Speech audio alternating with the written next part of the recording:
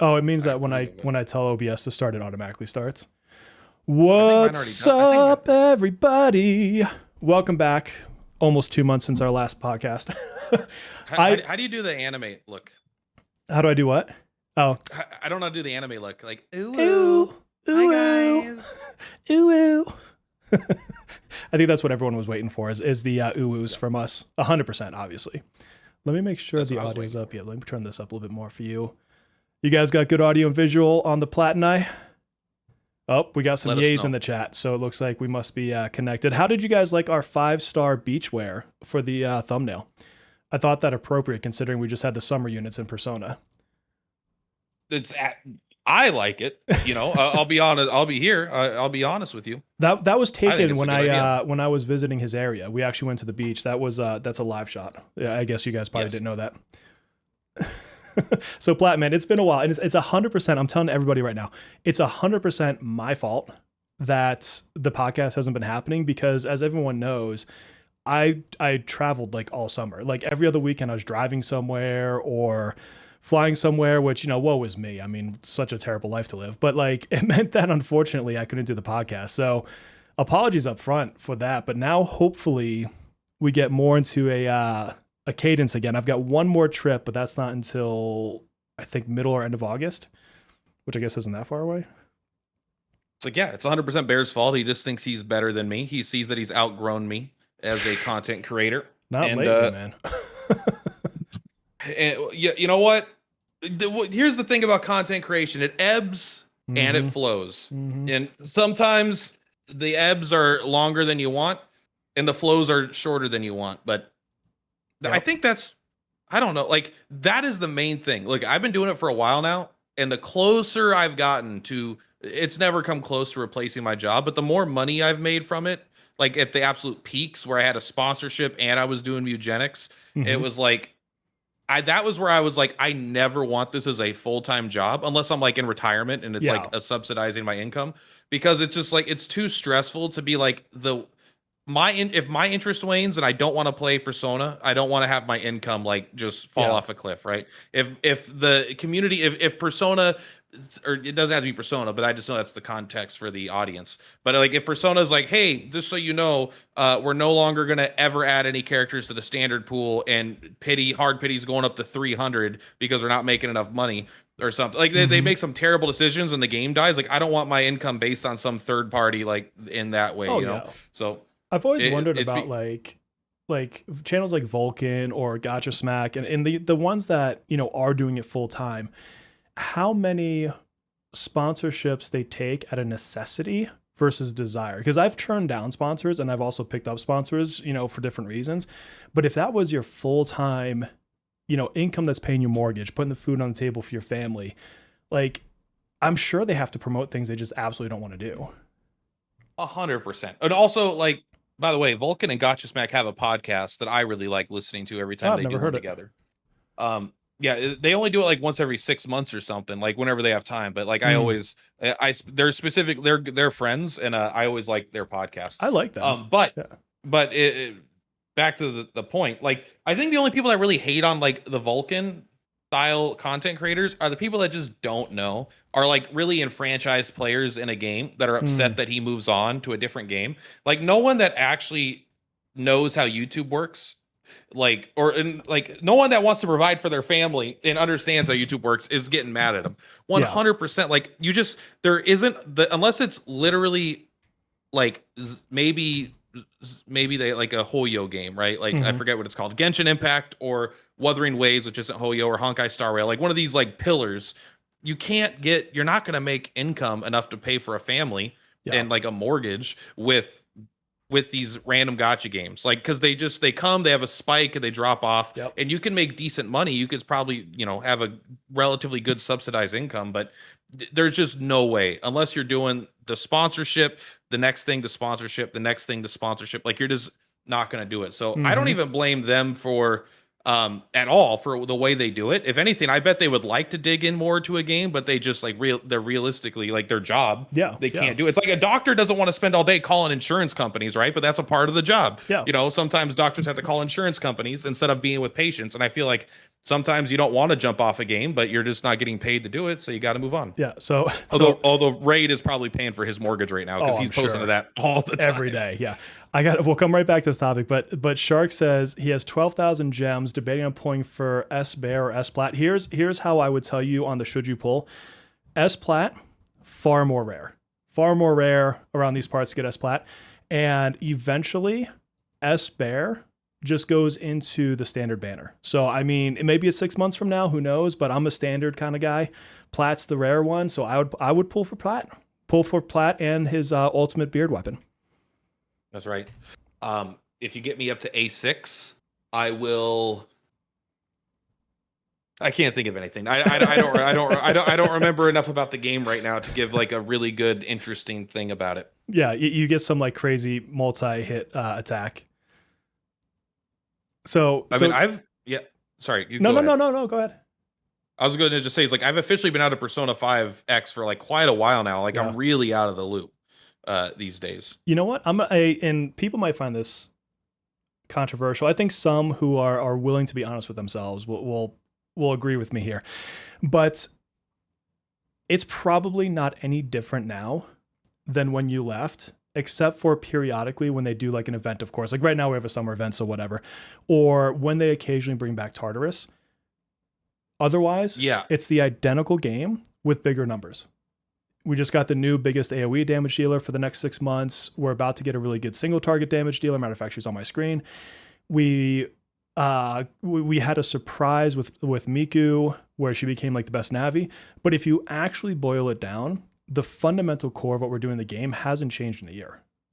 I did do 3 to 5 runs something of Tartarus, like on a couple of the difficulties. That was pretty fun. Like I had a really good time with that. I like Tartarus. That was easily my favorite aspect of the game, I would say, from when I went back to play it. But after playing, like, and this isn't like which game is better, Sword of Convallaria or Persona 5. They definitely fill different niches. But like, I will say one of the things that I really missed that Sword of Convallaria immediately like fulfilled was just like, they just added like 5 new lower rarity units that are interesting and cool. So it's like I immediately was just like, oh, okay, I use this character, this silver character with this weapon, with this unit, and this on this stage. Like you got to build a very complex series of turns and teams to like kind of crack this puzzle box of this unit. And that's kind of not like I never really had that in Persona in the same way. Like I did early on where I was like, oh, I'm doing the HP team. I got Minami boosting HP, Soy does HP damage, Ki does HP damage, and I've got this Persona. Like you could build these really weird teams, and it doesn't feel like that, like the team building is like a true aspect of the game. Like characters feel like they come in, you know, like pre-constructed decks in a lot of ways, you know. Yeah, and maybe there's a little bit of flexibility and like some budget options, but not like true ground up. This team is like, this is a crazy team. No one else is doing this. Yeah, it really, like the crazy team building does not exist right now. Like it comes down to you pick your DPS, boom. Like and you know who your DPS is because there's no other option. Like if you're fighting the single tiger, if you're doing single target fire, right now it's Makoto Yuki. If you're doing AoE ice, it's Summer Puppet. If you're doing AoE Sai, it's Haru. Like there's the obvious choice for whatever the role is. And then it's, well, did you pull all the supports? The only time you have a choice in this game is if you've pulled every support unit, because then you have to be like, oh, well, do I put Turbo on this team or the other team? I'm going to bring her to one of them. And then if I don't bring her, then do I do Winvast on the other team or Summer Beach, whatever the heck Minami's name is? I forget what her name is now.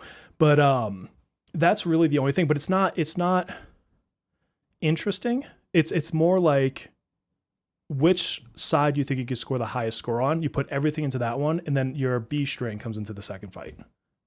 They're just, it's weird for me. Like I totally, like one thing about gacha games that the reason they don't age well for me personally is I get to a point roughly 3 to 6 months in where I don't care about new characters anymore. You know, like when I look at Sword of Convallaria, just because I have the most context for that, it's like I have like 86 characters in that game. I don't care about the new 87th character. You know, it's like I got enough characters. They cover the whole spectrum of different mechanics and stuff like that. And sometimes gacha games, they just add new characters, which can, Yeah, I think that's why I tend to burn out because like, hey, look at this new content and it's Yeah. another new character. And plus, like one thing that the games, like especially this is especially strong for me in Persona, where they'll come out with a new character, and I don't have like an emotional connection to this character. Like Yeah. when they in Sword of Cavalaria, like I have Guzman, I have a Gus characters I've had for a year and a half. And I'm like, they've been through it with me for all these hard fights, for these story segments, for all this content. I've been using them, and a new character comes out. I'm like, they're not my boys. That's not my Yeah. boys. Yeah. And in Persona, I feel that. I'm like, every time a fight comes out, I'm like, well, I want to use Sumi. Well, I want to use like, it's like if I had to play Final Fantasy X and I got halfway through the game and they were like, all right, well, you can't use your main three. There's a new character that you just met, and they are stronger than all the characters that have been in your party the whole game, and they have their own support. That I'm like, I don't want to. These aren't my boys. Yeah, bro. Yeah. They're not part of this. So that's where that I think it's a little bit of a side tangent, but that's what really gets me about gacha games and the new characters. Like, I just don't care about them. Even if they reskin them, I'm like, oh, guess what? This one's now he has a different attack. I'm like, he didn't know that attack. Stop it. This is a ditto. This is a ditto. Exactly. This is not soy. This is a ditto. Well, and I think we were talking about this maybe the last time I streamed. I don't remember when. It was recently though. That, oh yeah, someone was asking me who my favorite character is to play. And when I went through my entire roster, and ironically my favorite is the one I don't have, which is Violet. But I was like, this one is press 1-3. This one is press 3-1. This one is press 1-3. Like half the roster you don't even use skill 2, which is the funniest thing to me. And I'm like, none of that is interesting. And so the reason I like Violet, or there's like one or two others, is because at least you occasionally can make a choice. Which the ironic part about that is the character I like the least is Phoebe, but that's because her decision tree doesn't make a lot of sense. It exists, but I don't think it's fundamentally good. And so I think that with gacha games, and I agree with you, every gacha game kind of falls into that same like rhythm, right? They're so fun for the first 6 months, I think, because everything is new. Like every feature is new, and then they always do something eventually where it's like, oh, this is how we do the next big, upgrade. And for example, the City of Final Fantasy was, they introduced burst weapons, right? And they had new, harder fights. And then eventually it just became the new version of burst weapons, and it kind of got boring for that reason. But it's when it's first out, you got new story, everything's brand new content. You don't know what's going to make a good character, and especially if it's not you have foresight from another server from 6 months in the future, you can sit back and be like, oh well, can I do something unique, like to your point, like with Guzman, right, with a HP character or something. And that's, I think, the best time for a gacha game, and then it's really hard after that. You're either invested and embedded or you're not. Why do I have Summer or regular Minami on this team? Are you a card gamer? I'm a card gamer in the sense of like video game wise, like deck builders, like what was that one we were playing for a minute? Chaos Zero Nightmare. Like I like that kind of Chaos stuff. Zero Nightmare, yeah. Well, I was just gonna compare like when gachas launch, especially maybe it's a little bit different for like strategy RPGs. I don't know, because there's a lot of dynamicness in the terms of like what characters could do in combat. But like I expect the same thing with Suikoden coming out. It's like when they launch, these games to me feel like Magic the Gathering, where you have this big pool of cards or characters and you get to construct your own deck where it's like, all right, because like this is why I like Soy so much. Soy is not like the most overpowered character in Persona, but he's generically good, and he lowers defense. He does like not great damage, but he's kind of tanky, and he can also deal some damage. He kind of has like, he's not like a 10 out of 10 on anything by far, but he's like a really solid 5 out of 10 on every like metric. Yeah. But like it feels like a Magic the Gathering where you could put these pieces together to find interesting ways to make a synergistic deck. And then as gacha games go on, they evolve into like Yu-Gi-Oh, where everything is super hyper specific, where it's like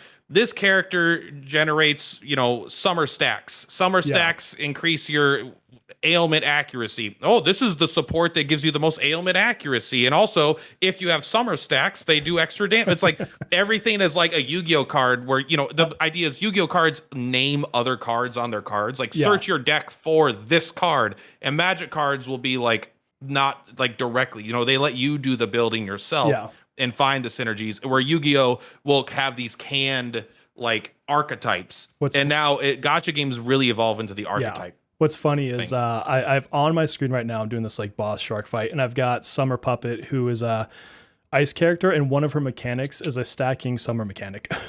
Yeah, I mean, they exactly. call it like wave some bullshit, right? But it's legitimately she's a summer unit. She stacks some summer themed thing up to I think it's 4 stacks, and she does more damage if you do that.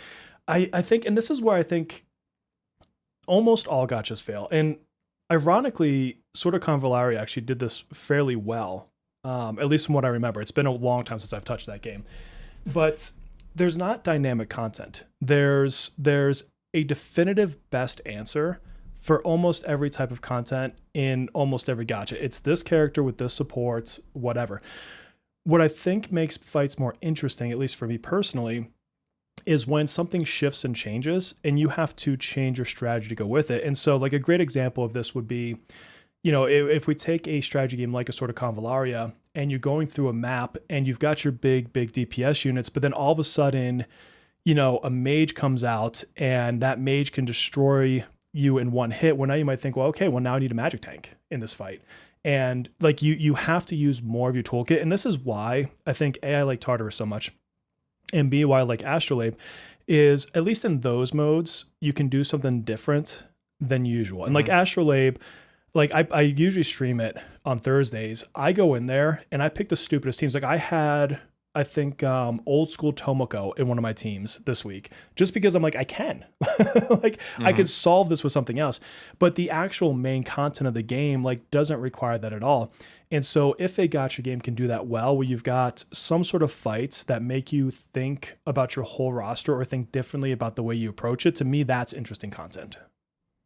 Agreed. And it's like, I think games in general, not just gotcha games, True. but I feel like a lot of turn-based strategy games really underestimate like how important it is to have enemies that actually deal damage to you. And where it's not just focused on min-maxing your damage, but you have to make a conscious call to sacrifice damage for survivability. It makes so many more decisions more interesting. Yeah. Like I'm playing Wild Arms 1, which is like an old school RPG, but it's like there are times where it's like the enemy will hit me really hard and I'm like, okay, he probably won't do that attack twice in a row, but if he does, I'm dead. So should I heal or should I risk it and go for more damage and then heal the next turn when he's more likely to do it again? It's like you just have a huge decision tree when you have to take into account survivability. And in so many games, I felt this a lot in Persona. Maybe it's changed because it's been a while, but it's like it was all about min-maxing the damage output and the most optimized turn order. Yeah. It was never like if one of your like I even remember it was like Astrolab. People are like, God, it's like the first time Astrolab come out, I was like, they're killing my characters. This is lame. I'm like, good. You should have to worry about your character. They have an HP pool for a reason. These aren't sponges. You should want them to have an opportunity to kill your character. Yeah. And so I really value that. It's funny because they only made, I think we're on our third fight. I haven't actually tried the level 31 fight for our current battle. They've only had 2 other ones where they had a higher level enemy and you get 3 teams to try it with. And like when your first team has gone through 6 turns or they die, you go into your second team. And the whole point is to beat the boss. But the boss has like 45 million HP. It's something absolutely ridiculous. And I think they missed an opportunity there because of the turn limit. And the people that beat it, it's really just do you have predominantly an A6 team? That's really what it comes down to. And it's for the whales, but they didn't give it a flavor that is for everyone else. And I think that's the perfect kind of mode to sit back and say, take off the turn limit. If I can outlast, if I want to bring, I don't know, Cherish with, whatever DPS team of choice, and it takes me 200 turns to get through it, but I can get through it, let me suffer, right? But the fact that you cut me off after 6 turns because I don't have an A6 that can, an A6 team that can just steamroll it, and then the big units or the big accounts that actually clear it, they do it in like 7 turns. And so it's like, it's legitimately a have versus have not scoreboard. There's no clever way to do it with A0s. Like you can't find some strategy that works. They feel like they kind of went like they were making a Persona 5 sequel, but that was a gotcha. But then it kind of feels like they couldn't decide on what they wanted. Cause like I look at a character like Fox and I'm like, he doesn't even make sense in the context of a game with turn limits. He's about survivability. Yeah. Like he's about having big shields, but they had to make it so the function of the shields is only to boost damage. There's like no other reason that the shields exist other than to boost his damage because you have, especially if you have whatever the other ice guy is, it's like everyone's doing shields. Like you're never in danger of dying in that team Yeah. ever. Yeah. And it's like they have to make it so that team can never, like, that team's defensive capability is irrelevant because the teams without defensive like a Joker team, they're really not supposed to die like really easily. And because Mhm. you can't kill that team like relatively easily, that means like the team that actually has survivability is a goddamn immortal, and so they have to put turn limits so that you don't just guarantee win every fight. But Yeah. so it's like it's just a weird design when you over focus on DPS and you don't like make your characters be at risk of just getting one tapped. Yeah. The irony is Fox, when they do his core 100, they just turn him into a DPS. They were just like, okay, this was a failed experiment. Now, so much of your attacks that basically impacts him is the oversimplified way of it. And so he goes back up to being top tier because they just turned him into a DPS instead. They were like, Yeah, screw that experiment. because that's what he's like. I have an A6 Fox also, so Yeah. I'm. Yours will be insane when that comes out. I got for the anniversary. I used all my resources to max out Fox because I'm like, I was like, if I'm gonna say goodbye to the game, which I'm not sure that I have, because I like coming back for just fun stuff to have fun for a while. Yeah. But I was like, Sumi is my favorite P5X character, and Fox is my favorite P5 character. So it's like that feels like a good marriage to like make sure that those two get maxed out. I wish they put Sumi into it. And here's something that pisses me off is like, we still have a bunch of 4-star units that they haven't made 5 stars, but they just started the Persona 5 dancing collaboration. So rather than taking any of the original characters and making them 5-star, they're like, let's do a whole nother P5 collab so that you can get a whole second set of these characters rather than something original, which I hate it. The characters are cool, whatever. They have some cool mechanics. The new I don't know if you've seen her. She gets, I think it's 28 attacks. Like, because you can stack her attacks. Sure. Like, it's insane. Like, nobody comes close to her damage right now, which it goes back to my point of it's the same game, just bigger numbers at this point.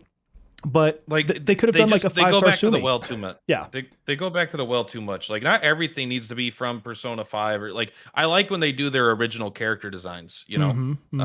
I wish Yuki was still the main character. I think she's way cooler than Wonder is. But sort of Convalari does something kind of interesting when they redo a character. I haven't been up to date. I've been out for a while, but like at least what they used to do, and I assume it still happens when they release like let's do Rawia or whatever, or let's just use Persona for example. Let's say they release Joker. When they release the second Joker, you still have to pull for them. You still have to. It's still another gacha character, but if you get like one copy of the character or something, you get like a bonus skill that from that kit onto the original Joker. That's right. That like works with that. So it's like by releasing a copy of this character, if you're able to either get a copy of it or something, they'll also like buff the original. Which still like I would prefer that to be like a free thing. It's not perfect or anything, but like I do like that they use that as an opportunity to give some relevance to an older character that you still really like. Yeah, exactly. And EF is saying, and this is totally true, they started the new P5 collab and they haven't even finished the P3 one. They were just like, we'll come back to Ken. Is that already going? The dancing one? Is that already going on? They're on their third character already. And they still have Ken and Shinji left for P3.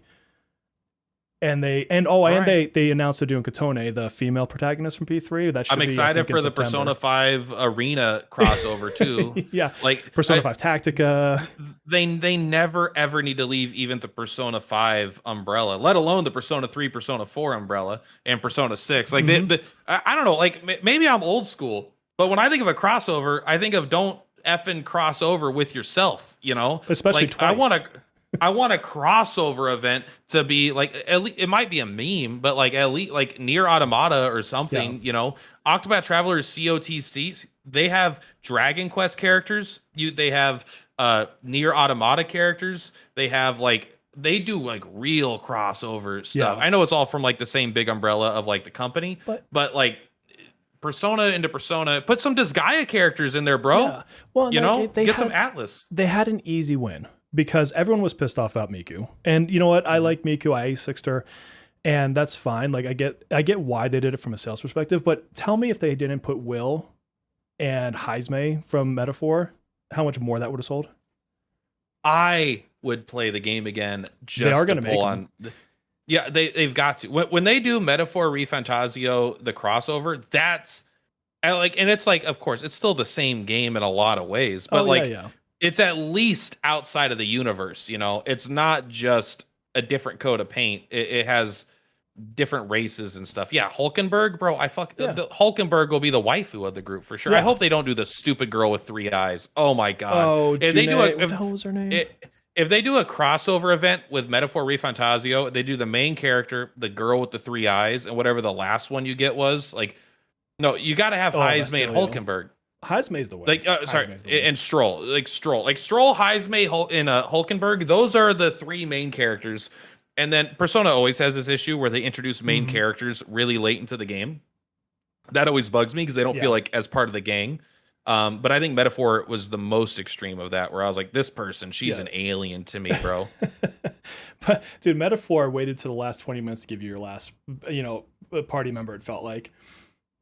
Yeah, no, you're absolutely right. It's like all this is happening, and I actually like that guy. Oh but, yeah, he was in my final team. Like he had, but it was still like stupid he did not feel like he was one of the boys. You know, again, that's kind of one of my issues that I have with gacha games. Like nothing like Stroll. Stroll is my favorite, unironically, like favorite character, even more than any Persona character. And I love so much about him and who he is, but also his design. He's just looks like an NPC almost. Like he's got brown hair, a brown coat. He's so he kind of generic. just looks like a dude. And it's like, I love that.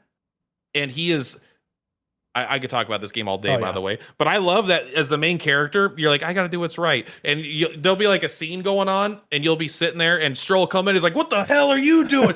You don't get a treat. People like this.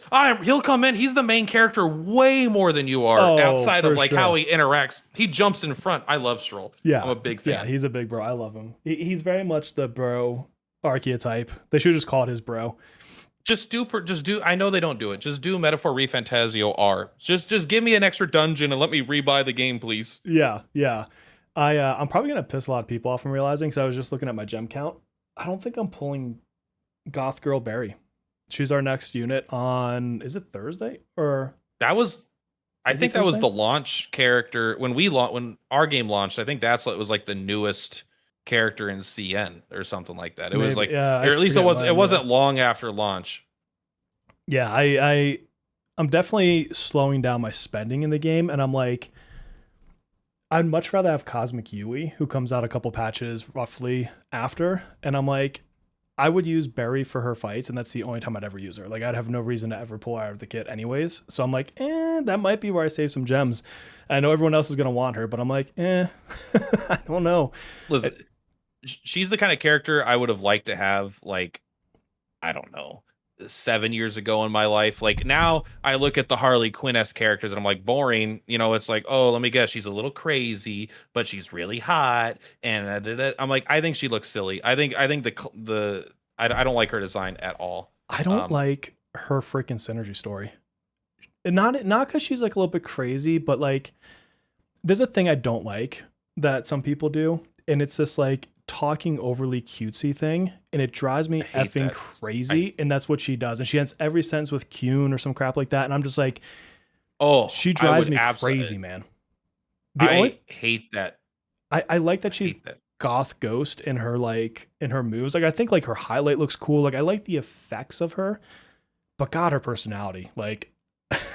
I'm sorry, all of you people that are like hardcore Barry fans that are probably gonna unsubscribe because I said all this, but like her synergy story is hot ass garbage. I'm putting it out there.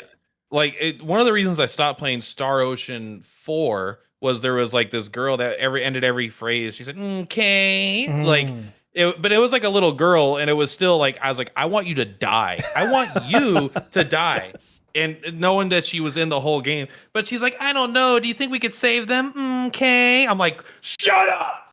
What was it? Was it Xenoblade Chronicles 2 where they had like that little mascot looking character? Same thing. It's like they always ended a sentence with a certain word, and I'm like, can I have a setting to turn that shit out? Oh my God. The fat Furbies that have sex robots. Yeah. Yes. Xenoblade Chronicles 2, the greatest game to ever have a Furby with a sex robot. Yeah. It's so sad, but true. It's a pretty niche category, but I guess if Xenoblade fans want that, they could have it. Oh my God. I've never heard it said that way, but it is actually true. Oh God, man. So we got way off track. We were talking about, I think, content creating and gotcha games, and man, we made it all the way to Furby sex robots. So that's a pretty good transition point.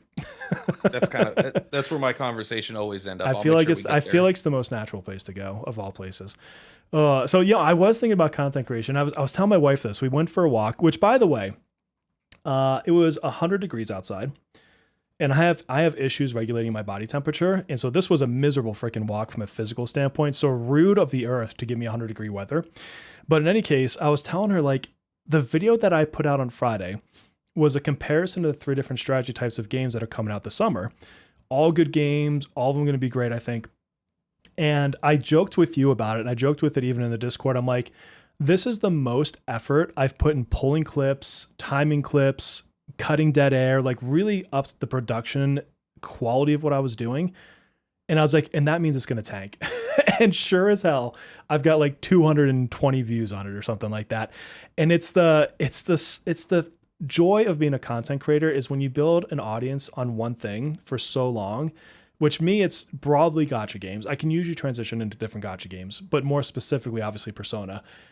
Like, it's so hard to pull an audience. And the only time I've successfully done it, and I know why this is if I jump straight to a guide. Like, if I look at my best performing videos on the channel, it's actually stuff like that Vampire Survivors game, a guide on that one. There was another game, Roamstead, I did a guide. Tons of views on that one. Like, if I pull a guide together, boom, because I think that's searchable. People search for that in YouTube. But trying to bridge audiences into something else you're interested in is so damn hard.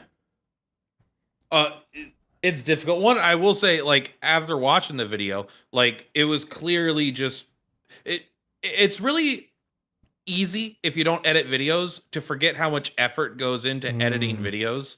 Like, even just like having clips play in the background that are like relevant, or like, you know, things cutting into other things, like, you know, you'll have the camera and then maybe you'll cut to like a visual representation, then it'll be you and maybe it'll be in the side or something. Like, all this stuff is like it's just like when you look at a painting of Mona Lisa and it's like, then someone puts down a white canvas in front of you. And I'm not saying your video's Mona Lisa, but let's just see. It's like, hey, make Mona Lisa. Like, you forget, it's like every brushstroke has to go onto this thing. It, like, when you, even if you see like a thing come up with like text, like it's a certain like text, and then it slides and like falls down. Like, I don't know how to do that shit. That shit's all hard to do. It's really difficult to actually edit. 5 hours of editing, I think, is how long that took. It's like, and it's like, it shows. So like, I watched it and I was like, I could tell that there was a lot of effort put into this video from the editing standpoint. This is the kind of thing where if you were producing this all the time, this is where you hire editors to do this, because you could not perform like that many. Yeah. And it's like the amount of effort it takes for the payoff is not worth it on like it most of the time on like our scale, right? Yeah. Like, in general, right? That's why you'll hear people like edit a video. They're like, oh yeah, I've been editing this video for the last 2 months. And that's not an exaggeration. Like, they're actually doing that. But no, you're absolutely right. When it comes to like building an audience, like, I think I'm a gotcha guy, but I think I'm mostly an RPG guy. I don't know. It's hard to tell, because if I start posting things on old RPGs, if I started making Final Fantasy VII videos, they wouldn't do anything, right? Yeah, yeah. And if I started covering old gotchas, they're not going to do anything. But when a new stuff comes out, like, all my gotchas are the well, you know, it's just like, if you're playing a new gotcha or a semi-popular gotcha, people will watch my videos, but it's still like the peaks are not what they are. Like, all my most successful videos are single player RPGs, non-gotcha games, in general. Yeah, I think. But no, I want you to finish your thought, then I'll add to it. Oh, I was gonna say, I think my most successful ones are either the ones that are kind of like controversial. It's like, I do have a couple like P5X videos where it's like, what the F is going on? And those like popped off, but it's like, it's not intentional clickbait. I'm truly talking about the concept of whatever it is, but it's like, people like to get riled up. People like to share their emotions, right? Or it's the guides. Like, I know, especially in the gacha space, if I come out swinging with like 5 guides in the first week, I can create a name in that space, right? And I can get a decent amount of views, what is relevant to my channel. I think the tough part for me right now is, like, outside of gacha, it would be the most sense for me to just stick in one other lane, like RPGs, strategy games, I don't know, like the survival type games that I like. Um, but my brain is very much like, oh, I want to go play Crazy Taxi. Oh, I want to go play Virtual Fighter. Oh, I want to go play this game over here. And it's like, it's so you can't look at my channel and be like, oh, I come to you specifically for X. Like for you, I would go to you for RPGs. Like that would make sense to me to associate you with RPGs. Whereas mine, I'm still very much, and I'm only in my third year of YouTube, but like I'm very much like experimenting all over the place and seeing what grabs. Whereas if I spent a year just doing strategy games, I could probably carve a niche in strategy games, right? Yeah, 100%. It's just like, yeah, I don't know. The audiences aren't fickle, but you got, because like the thing is, if I wanted to start doing strategy games, which I'm not, traditional strategy games, I'm not going to start covering. There is a lot of viewers have a strategy guy already, like because I haven't carved a genre into that. So like even if someone like in Fortnite started making RPG videos, unless they're already really really like super popular with like a million subs or something, like you're gonna have a hard time because a lot of these people will already have someone they watch for that content. Like I really like watching Magic the Gathering content. And my Magic the Gathering guy who I watch MTG Goldfish, like their podcasts, and like I watch some of their videos. If they started doing videos for even Hearthstone, I'm like, I wouldn't watch it probably, not because I don't like them, but it's because I watch someone else for Hearthstone, or I watch someone else for this other kind of content. And it's like, do I really need another person for that stuff? So that I think that could be why it's so hard to break into these other categories. Well, I think my wife has the best perspective on it because she sits outside of our genre, but she also, technically her YouTube channel has more subscribers than mine does, right? Like, and so she at least still understands YouTube, even though she doesn't really do YouTube much anymore. And she's like, you've got to decide how much, like, if you were to split up your time on YouTube, what percentage is business and what percentage is you don't care, you're doing it for fun. Because hers was for her business. Like hers was 100% business. It was all for business needs. Like she didn't do it for the love of doing YouTube. She hates YouTube, ironically. And so hers was like, I'm 100% making money. That's the only reason I do this. And if I'm not making money, I'm not going to do it. Like I'm not doing it for fun. Whereas I genuinely enjoy like this. We have 34 viewers. And that's the second time I've looked this entire time we've been talking, because this is just pure fun for me. We could have 5 viewers, or you and I could just be sitting here talking to nobody, and I would enjoy this, right? And I need to start getting, I think, into that mindset of, if I want to push the business aspect, I need to focus specifically on X or X and Y, and that's it. And I turn everything else down. And I need to do the other stuff for fun. Like I was really thinking about it, kind of almost like the closest thing I could relate it to is a solo podcast where I'm just talking about a topic, a random topic, doesn't matter what it is, pick your poison. But in the background, I'm playing, like Emberville or Stardew Valley, one of these games I like to play, but clearly I'm not going to cover on the channel. And it's more like you would listen to the topic in the background, but if you watch, there was something to see on the visuals, right? Which is why I think it's very similar to a podcast in concept. But to me, like if I do that, I almost need to not look at the views, like just turn that off in my brain, obviously respond to comments, but like allow myself to do that part for fun and just forget everything else. You know what I mean? You know what I'm saying? 100%, because this is a circle that I've attempted to square many times, where it's like, so what my solution has been personally is that's why I stream, I stream because the streams don't get very many views. But I could play any game I want, knowing that I'm not going to really cover it in video format on the channel. Like I'm not going to start making Wild Arms 1. Like all I've been doing is streaming Wild Arms 1 for like 2 weeks.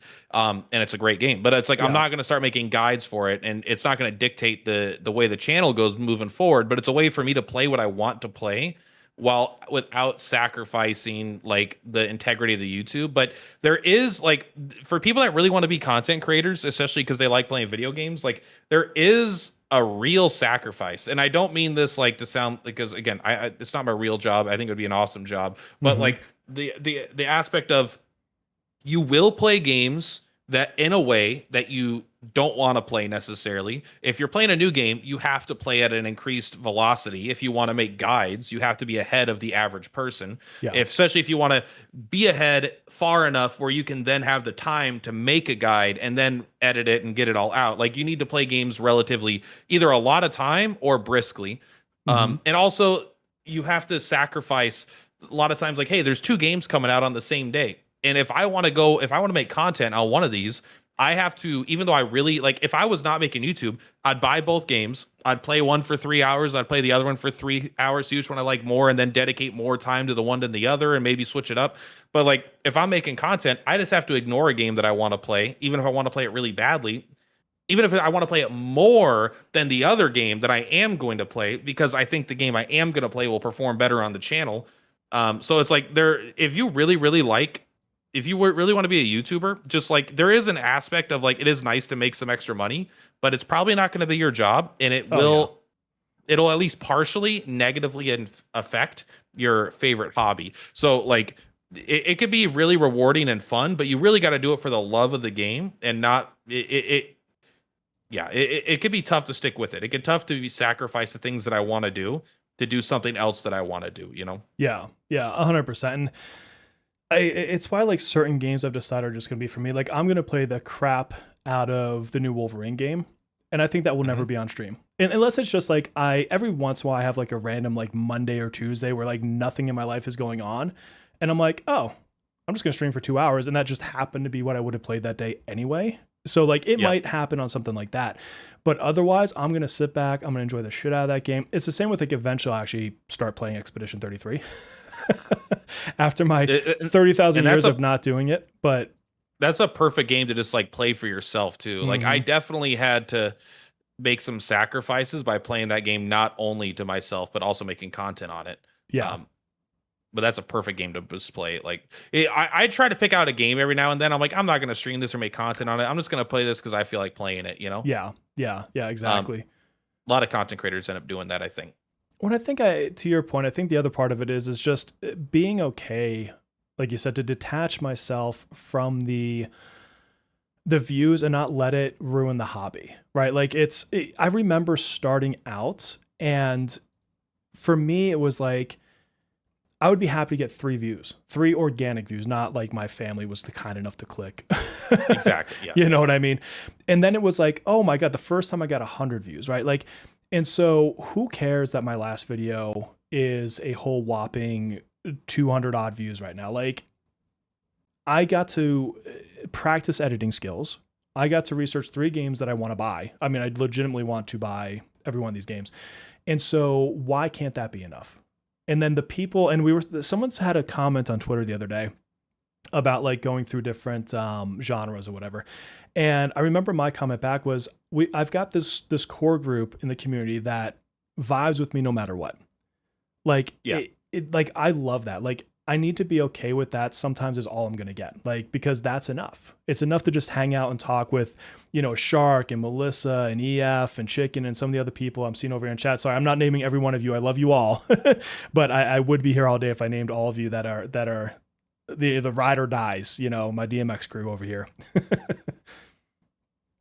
It's so funny because like, and you don't know who that is until you've done it for long enough, you know, because like I streamed all of Final Fantasy 12 pretty much start to finish, besides like maybe the first intro, like I played on my own. But then I did all the super bosses, and the same people showed up every single stream. Like it was like there was like this group of people showed up every single stream. I beat the game, I finished it, I went on to, I don't remember what I did next, but let's just say I like Breath of Fire 4 or something. And it's like, it's just a different group of people. Like none of the people that showed up for Final Fantasy 12 showed up for the next one because they were interested in Final Fantasy 12 more so than me. Not saying that they don't enjoy watching me do it, but it's like, they're like, but the second it's like, I don't really care about Breath of Fire 4. Like I haven't played it. I don't have any memories of it. So yeah, I never take what the audience says too seriously. But maybe the issue is that I don't take what they say seriously enough. I don't know. Maybe I'm jaded. Well, I think what's interesting is, ironically, it's not actually what they're saying. If you're playing the views game, what the audience says directly is 9 times out of 10 not the thing to listen to. It's if you look at the actual video itself and you stack it, and you just play the stacking game, right? Like, this was my number 1 video, this is my number 2 video. It is very loud on my channel that if I make a good guide, that's what the audience wants, period, right? They don't want me to necessarily branch out and just do a random, I liked playing 2 hours of this indie game. Like, that whole series flopped. Like, it is what it is. I kind of thought it would, but I wanted to try it, and I did it for a couple months anyways. But if I pull, I'm totally like not fishing well in this game. If I poll my audience of what they want to see me play next, I can promise you it won't be successful. Like it never is. And you know that, right? Like 100%. Yeah. They just like, cause you don't, a very, very niche answers polls anyway. It's not the broad audience. It's a niche and answers polls. And of the people that give you an answer, only a part of them will actually follow through with it anyway. So you're getting like a segment of a segment to actually follow through on it. But no, you're absolutely right. Like again, this isn't like to be braggadocious, but it's like yeah. I know like my Expedition 33 video is at 600,000 views. That's like that's not even that's like 5x the next best video, which was also a standout success. So it's like no one asked me to make this video, but it's like this guide style video. But it's just one of those things where it's like the signals that you get from the numbers are so much. This is why probably what Sony's thinking. A lot of people are like, no, keep physical games. And they're like, we got the data. And although I want them to keep physical games, don't get me wrong. But like, I kind of understand that mentality, because I'm like, what people say is just not reflective in the numbers that I see on my side when you can actually see what's going on, so. You mentioned it, and so I kind of want to talk about it now. Sony and their no physical discs.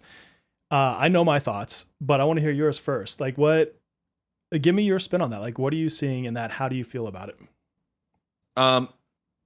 First, I never intend to own a physical product ever again if I can. I hate having physical games, physical media, music, DVDs. I don't like any of that stuff. All right. I don't like it. I also really strongly think they should keep producing physical games. I don't know if legally I don't think we should like require it legally. I think that might be a little overstepping. I think as a company, they should decide to keep making physical games. And my main reason is twofold. I think the creation of physical games, I mean, there's been a lot of erosion in this anyway, just in general, with like you buy a box with a card, but the disc only has a download code in it or something anyway. But I think game preservation becomes just better, like easier to maintain if you can get physical copies of games on discs.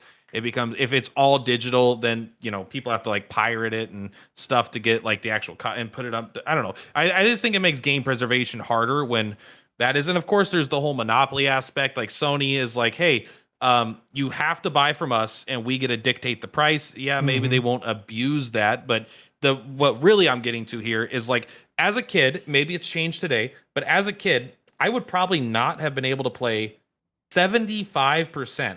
Like literally 75% of all the games that I've ever played in my life before the age of like 16, if it wasn't for borrowing games directly from a group of either friends or at school or something, being able to buy used games from GameStop, being able to trade in my games that I had gotten from either a birthday or this or that, or like games that I had previously bought. And if I wasn't able to trade in my games for store credit to get a new game, I wouldn't have been able to play most of the games that I played if it wasn't for the fact that I had physical media that was able to share and sell and resell and stuff like that. Oh, yeah. So I think for people that are broke, people that are kids, that physical media is a really, really good way to help them continue to be able to get these things. You could even give it away for free without needing to give someone PSN's code or whatever. Like, oh, I don't really want this game. I loved it. Here you go, buddy. Or here you go, person that I know. I hope you enjoyed as much as me. So I think that aspect of it is also very important, even though I will never buy a physical disc again for the rest of my life. Yeah. You know what? I'm very much in the same boat. And I see other people saying it as well. I know Melissa's mentioning it over here too. There will probably only be another 5 or so games I ever buy physical for the rest of my life. And it's because it has some cool collector's edition. Like I really genuinely want this statue in the Persona 4 collector's edition, but I don't ever want to have to put a disc or a cartridge into my system ever again, because it's a hassle. I hate to say it, but the boxes take up space and I don't have a lot of space to be holding all this crap. And the act of having to get my butt up and go find the disc and then put it in, all for it to have to download the whole game anyway, and all the console updates and all the game updates, like the cartridge isn't going to have all the shit on it anyways these days. And so for me, it's just, there's nothing to win when it comes to that. I think I actually sold most of my physical games in the last probably year, short of maybe 5 or 6 games. And ironically, they're almost all Persona and Final Fantasy games. So from that perspective, physical media, I get it. It's not for me. I see why Sony made that decision, whatever.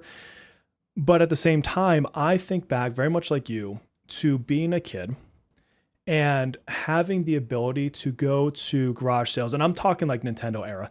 And I remember getting excited because I saved allowance and I went and shoveled driveways and I made $10 here. And I saw this cool Nintendo game that was sitting in someone's garage sale for $5. And I got to pick that up and bring it home. And then my friend wanted to play it and I gave it to them and they brought it over to their house and they played it. Like, that's a core memory of gaming for me.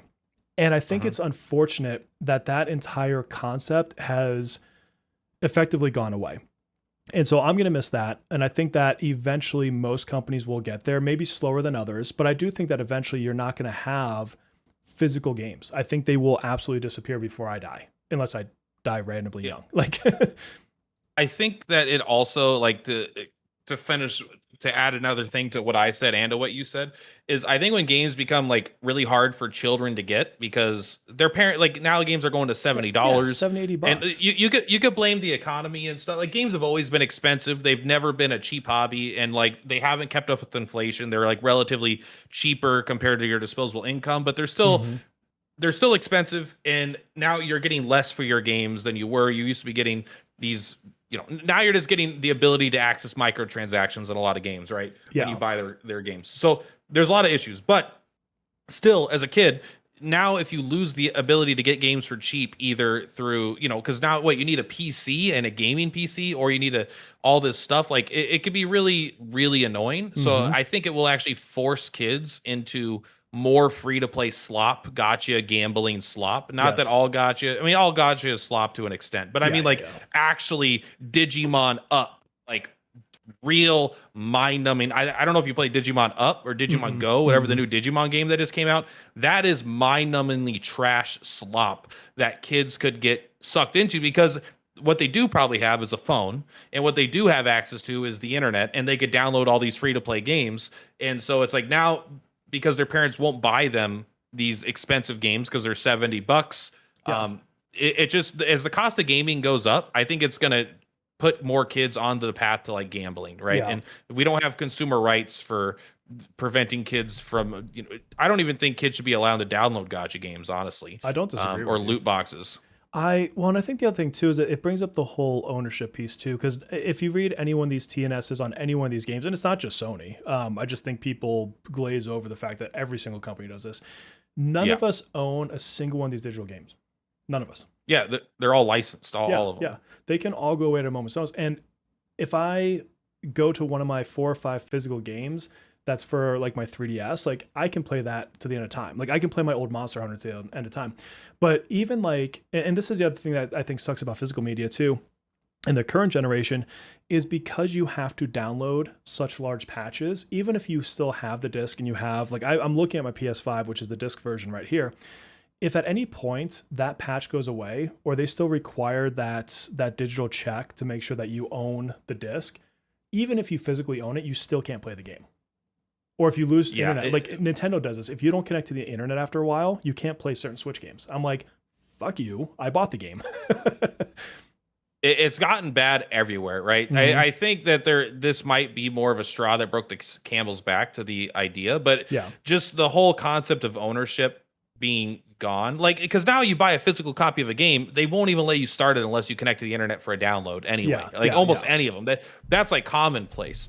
Like it's gotten so bad that I mean I don't know, I don't feel like, so I've heard some people argue that like, it'll all be fixed with like streaming in the future, like you'll actually be able to stream games and stuff, and I've heard someone make that point, and I'm just like, have you not effing seen the state of streaming right now? Not in terms of like, not playing Fortnite or whatever with like good FPS. So I mean, like, bro, like if I want to watch, okay, perfect example. One, if you want to watch any show, is it on Netflix? Is it on Peacock? Is it on Paramount Plus? Is it on HBO Max? Is it on Amazon streaming Video? Services? Yeah. Is it on Apple TV? Now I need to spend $600 a month to get all these things to watch these shows potentially. So like that, it's not like all the games are going to be available on one service. Mhm. And then even if they are available, they may not be available day one without a premium on top of it.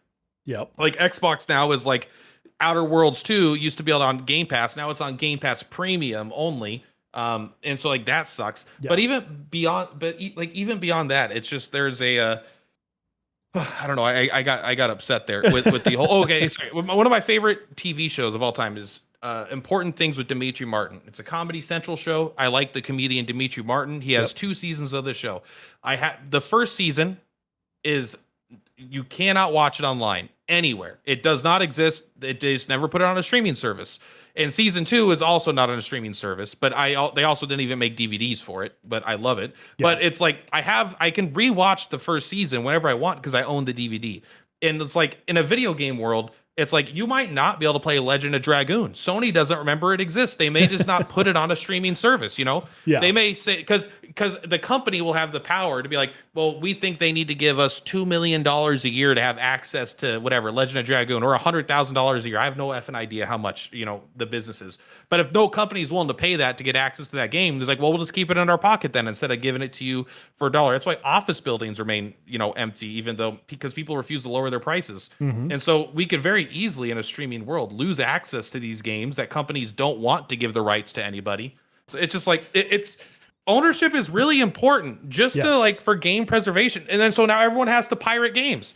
I don't want people to pirate games. I think it's unethical. I don't think it's evil, but I think it's unethical, right? I'm not saying it's on the level of murder. Murder is unethical and evil. This is much more of like a, you know, jaywalking style, but it's like you should not pirate games. You're not entitled to other people's work. You're not, you know, you are stealing, but it's like at a point it's like, well, what are you going to do? You know, if you literally cannot get access to a game without going to Vim's lair and downloading a freaking and then worry that like a Nintendo or somebody's going to come after you and put you in jail with $1 million freaking penalty. Like, I mean, some of the people they call for that was egregious. I agree with some of that, but like the other thing too, I think people miss is like this whole streaming concept, right? And Kage mentioned in here a little bit ago that Google Stadia tried it, they failed. I think some people forget that not everybody has access to great internet or the technology to go with it. And I don't want to create more divide and fun things like video gaming to where somebody who is less privileged and maybe only gets the internet or has basic internet at home or, you know, has to go to school to get it, now they just can't play the game. Like that's another place where physical media is great because they can go to, you know, a secondhand shop, or they can go to, Kage mentioned, like pharmacies used to sell cheap games. Like they could find another avenue to get to enjoy this thing and have that bond with their friends and talk about this thing, right? And I don't know, I get that we're all playing an online game, so maybe we are far removed from that. But I remember a time in my life when I was on welfare, and I can tell you, like, if there was internet gaming back then at that degree, like my family would not have afforded it. Like that just would not have been a thing I could have been able to do. But going down the street and getting a game for $5 in a yard sale, I can do that. Yeah. Going to GameStop when they didn't suck, like I could have done that. Like I'm sure it's different now, but like I didn't have consistent access to the internet until I was like 15 or 16 years old. My mom's house didn't have any internet. I didn't have a computer until my dad got a family computer when I was like 15. So he had his computer that I wasn't allowed to really use because it was for work and porn. And then I had, you know, the family computer. It was for like everyone in general. And so like that was, so like, yeah, I wouldn't even be able to play online games. I wanted to play World of Warcraft day one. I had to wait until Cataclysm until I bought my own laptop and it was able to pay my own $15 a month subscription because my dad would never pay for the subscription. So yeah, it's like these, I don't know, people take, like, it's so much easier for parents that are out of the loop, not into this stuff, to like buy you something for your birthday as opposed to getting you gift cards for a thing. And then maybe you don't even have a PlayStation. Maybe you're an Xbox guy or whatever. And then they give you I don't know, man. It's just like, it's all bad. There's no consumer benefit to losing the physical access of ownership. It's purely only to benefit the company.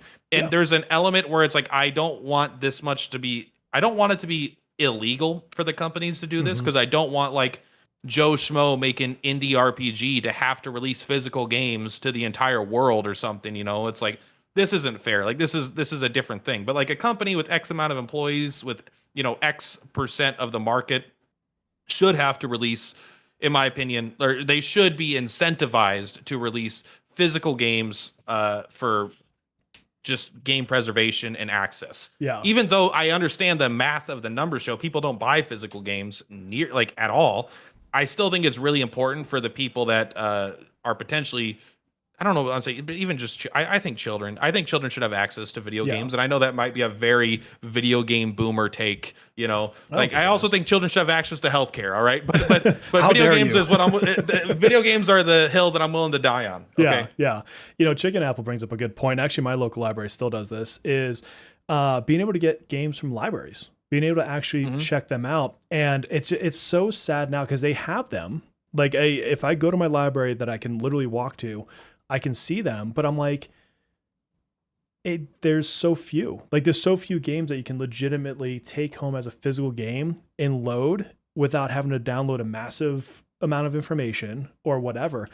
And so I don't know. I still think it's like the state of it's terrible. And you know what I miss the most, honestly, and it's not just for games, it's for movies too, is Blockbuster. We'll never get that part of life back again, to where like every Friday night I would see friends from school and I'd be like, oh, yo, Jimmy, what movie you getting? What game you getting? And he's like, oh, I'm getting the next Secret of Mana. And I'm like, cool, I'm coming to your house on Sunday then, and we're going to play this before we got to put it back in.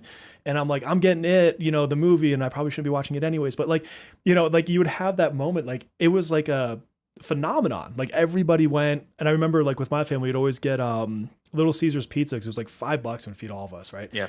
And so it was $5. like Domino's, or not Domino's, Little Caesars, Blockbuster, go home. You have the whole weekend planned out. Like that'll never happen again. Yeah, it's just, I mean, I understand that may not be how kids hang out, but I mean, I'm sure kids still like, there's no way a kid doesn't like going to a friend's house and playing in person together while you know, it's like you take turns playing a single player game. Like that's still hanging out to kids, you know. You don't have to necessarily do something interactive together, but I remember going to my friend's house and we would take turns playing World of Warcraft. We never played together because there was only one computer, but he would like watch me play my character. I'd watch him play his character and stuff. Like, yeah. So all those things are still valid for kids to want to hang out with in general. But like, can you imagine? Like, I mean, I'm sure it's going to happen. There's going to be no more physical books. I think everyone would be like, that's stupid. You know, it's like now if we want to get a book, we have to go through Amazon to get a book. We can't even go to libraries to check out books because they're all digital, because everyone has a phone that works as a book now. And I feel like that's one of the types of media that's not going to go full digital. Like it's tried so many times, and it just too much. Like my wife will not do a digital book unless she's doing an audiobook. Like she wants to feel the book in her hand. No, yeah, I know, 100% agree, but I think it's just a matter of time. At some point, the company will make the decision for us once they think it won't affect sales that much. So, like, as long as the sales numbers show people are buying books, not digital books, people aren't, you know, then they will continue to produce it. And video games kind of lost this because people started downloading stuff, and partially it's because GameStop just was like, I don't know, it wasn't any cheaper to buy things from GameStop. I didn't feel like, and everyone was just buying the games. They kind of tricked us because they kind of made us buy physical games that were actually just digital download codes, or things always need to be online. They'll give us a discount if we buy it just digitally. And so now like the sales data shows that they don't need the physical discs. And I think books don't show that. But the absolute second they get enough data that says that digital sales are far outperforming physical books, they will try really hard to get rid of that. And that might not be in our lifetimes, honestly, because there's a lot of old people like reading books. But once you got only dummies like me, idiocracy style, running around, and we don't like that many words, it's going to be Audible. Like, imagine they got rid of all books and it had to be Audible now, you know? No one knows how to read anymore. It's just read to you. You know what? One thing that went digital that I think is the best thing ever is, at least for my kids' school and all the schools that I know of in Colorado, basically, they no longer have physical books for like your textbooks. Everything is a Google Chromebook. And you, as part of like the school, you get a Google Chromebook specifically for school. And I'm like, I remember having that heavy ass backpack with like 5 massive books, and you had to take them home, and I'd get like the paper bags from the grocery store, and I'd have to like, you know, tape them on there because you had to cover your books, and then you draw on them. And it was like, you were carrying like 5 bajillion pounds of books. And now it's just, you got your Chromebook, like the end. And what kind of, like, I never went to college, but like, what kind of effing scam is like you had to pay to go to college, and then you pay, you know, you had the classes, and then they tell you have mandatory books you have to buy. And they were like $400 or $500, dude. Like, I'm paying for this class. I'm not paying for the books. I will decide if I need the book or not to pass this class. But apparently that's not an option. They actually mandatory fucking mafia, bro. That bugs me. But dude, it was still a problem, at least when I went to college. And then the best part was I finished my finance degree online. Okay. So I still had to pay the $400, $500 for the textbook, but I didn't even get the physical book. I got a PDF. I'm like, fuck your $500 PDF. Like, it's like, I genuinely think most people should go to college still. Like, I actually think like you shouldn't go for just like, no offense to like the social stuff, like, but I just think like you should go with like a really financially focused, hey, I'm going into like some specific trade or it's like business or something that's gonna give you money in the long run. Yeah. As opposed to a passion thing. But I think that college is a good thing for people to do. Still though, like what a fucking scam some of this shit feels like sometimes. How expensive they make everything just because they know the government will write you a blank check to go with like, and you can't bankrupt from it. So it's like it's there your whole life. What do you mean you can't? We'll change the whole topic. What do you mean you can't bankrupt at it? Like I understand, like man, but not you're stuck with that. You could bankrupt out of your everything else in life, your house, like your car, your credit cards, but student loans will never go away until you take care of it. It's so amazing. It's such a scam. Such a scam.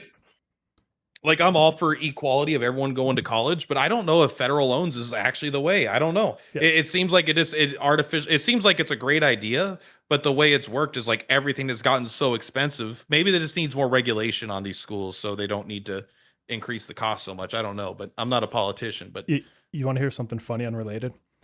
Please. Melissa, are you still in chat? I'm going to go do the guild boss and I'm going to put it on auto because I don't feel like thinking about it right now. And hopefully I come back and actually do it for real. But I'm totally going to do my first run on auto and just see what happens. And I basically tell Melissa that she's the guild leader now. She does literally 100% of the work for the guild. I do none of it. We all know this. There is a rule of law that it's like 10% of the people of at a company do 80% of the work. And I think that this really does apply to all of life everywhere. You know, it's like called the Pareto, yeah. 10% of the people do like 80% of the work. And it's, you know, Melissa is that 10%. She works really, really hard on maintaining all these things. And everyone's grateful. These guys might kill me. I'm going to have to reset this. Okay, apparently you need a healer for this fight. I have not looked at this fight at all. Yeah, there'll be some notice that'll be like, hey, if you don't bring a medic, then all enemies do 600% damage. I'm safe. She said she did hers on auto with my A6 Miku. So I don't feel bad anymore. I wouldn't mind coming back and actually doing the fight for real. I just right now I want to talk. And if I try to think through this, I will absolutely fail. Like I will stop talking to you and I'll still get my turns wrong. Like no good would come out of me trying right now. Let's switch the topic from political bullshit to you're probably have stronger political views than I do anyway. I probably don't have that much to actually say other than like my wife does. I do when it comes to like education and human rights, but aside from that, like not to be completely controversial, I think that the level of control we have over 90% of what goes on doesn't exist. It's you can't do shit about it. Like I hate to say it, but I think that's 90% of what happens. But when it comes to human rights and healthcare and my children, oh yeah, I'll get up in arms. But my wife is the political one. I've never once, and I'm not talking about your wife, all right? I don't know your wife, but I'm just saying, like, I've never once met someone really into politics and thought to myself, wow, this person's really happy. Never have I met a happy person that's really into politics. And every time I hear someone that's like, yeah, you know, I'm getting a lot more into politics, I'm like, well, why'd you decide to stop being happy? Like, why are you going to choose this much negativity be funneled directly into your bloodstream? I don't know. I mean, because they think stuff is seriously wrong and they want to fix it. Like, I understand the human condition, but also I'm like, I prefer being happy. I'm very selfish and self-centered. Yeah, but I much rather be happy. But you were going to take a different topic, and I brought us right back in. What was your new topic? I wanted to talk about I don't know if to loop it back into the content creation thing about it's like the way something about the algorithm. I don't really know how it works. I don't know if anyone knows specifically how it I do. works. I think everyone says, like and do the bell for the algorithm, but no one really knows what exactly is working behind the scenes, because if they did, right, then they'd be the number one content creator probably. I think here's the thing is I think I don't want to be rude. I think most people just don't take the time to actually go and check the resources, because probably every couple of months, YouTube themselves will publish stuff about the algorithm. And like, I'm not talking like minor stuff. I'm talking like actual specifics. And I follow the vidIQ channel. I pay for vidIQ. And here's the thing. The best way, and actually Mr. Beast even says this one, the best way I can explain anything about the algorithm is replace the word algorithm with audience. And I'm stealing that from Mr. Beast. And it's people are like, oh, I'm getting shadow banned because the audience or the algorithm doesn't like me or blah, blah. Like, no, the audience doesn't like you. Like, you did not put out a piece of content that resonated. Doesn't matter how much I put in my production value of that last video, I didn't package it well enough. And I actually did 3 different, so I did the 3 different thumbnail tests and the 3 different titles. I didn't package it well enough, and I didn't create a video that was in demand. Oh, thank you for the gift, Shark. And so if I just sit back as an honest content creator, it goes back to my core audience wants guides, and they want fact-based opinions presented in a not screaming at the camera sort of way. That I think if I were to break that, and everyone in chat, tell me if you disagree, I think that's a lot of what people look at my channel for, is that style and that enrichment in what I'm doing. And so when I go outside of that, the algorithm doesn't know who to push me in front of, because they're like, no, you get a lot of space for guides. What the fuck are you doing over here, right? And if I want to build a different audience, I have to spend the year, just like I did for gacha games, actually dedicating myself to it. And the rest of it is honestly packaging. I think that I can tell a significant difference if I actually look at my analytics in YouTube on ones that I paid more attention to my packaging than ones I didn't. Yeah. When it comes to the whatever, quote unquote, the algorithm itself, like, I know that, for example, like, they announced that they care less now about viewer retention than they did in the past, and they're doing more about replayability, where if a video gets watched multiple times. I think this is just kind of like a TikTok approach, kind of like, if someone wants to watch the same video 4 or 5 times, it'll do better than if they necessarily stick for the whole thing. I think that's because they just feel like attention spans are getting shorter. Whether or not, and how true that is, I don't know. My attention span feels semi-similar. Maybe it's degraded a little bit, but I wanted to say something more about like so I think there's an algorithm for videos, but like, I don't know if there's 2 separate, like, again, this is a bad, the terminology is probably bad, but let me just say what I've noticed and try to extrapolate from that. Yeah. I've noticed that since I posted my Sword of Convallaria videos, and maybe even like, as much as like a couple times in the past where I visited, it's like, since in the last 2 days, I've gotten roughly 10 comments on different dead videos that haven't had comments in like since release, for like months and months and months or years, not of Sword of Convallaria, of Suikoden, of eugenics, of, let me take a look at another couple here, of One Step from Eden, from like, so all these trails, all these videos that either didn't do that well or are just old and not related to the topic I'm talking about, have started getting more views and more comments in the last 2 days since I posted something that my YouTube channel, they like identify this like as, it's like the machine was like idling, and it's like YouTube started moving the machine again a little bit, where it's like the whole channel is kind of come slightly more alive. It could be a pure coincidence, but it's like literally within 2 days, bunch of different videos that had never gotten comments in months now are getting like a comment here, a view here, a comment there. So it feels like the whole channel kind of has like an identity. Yes.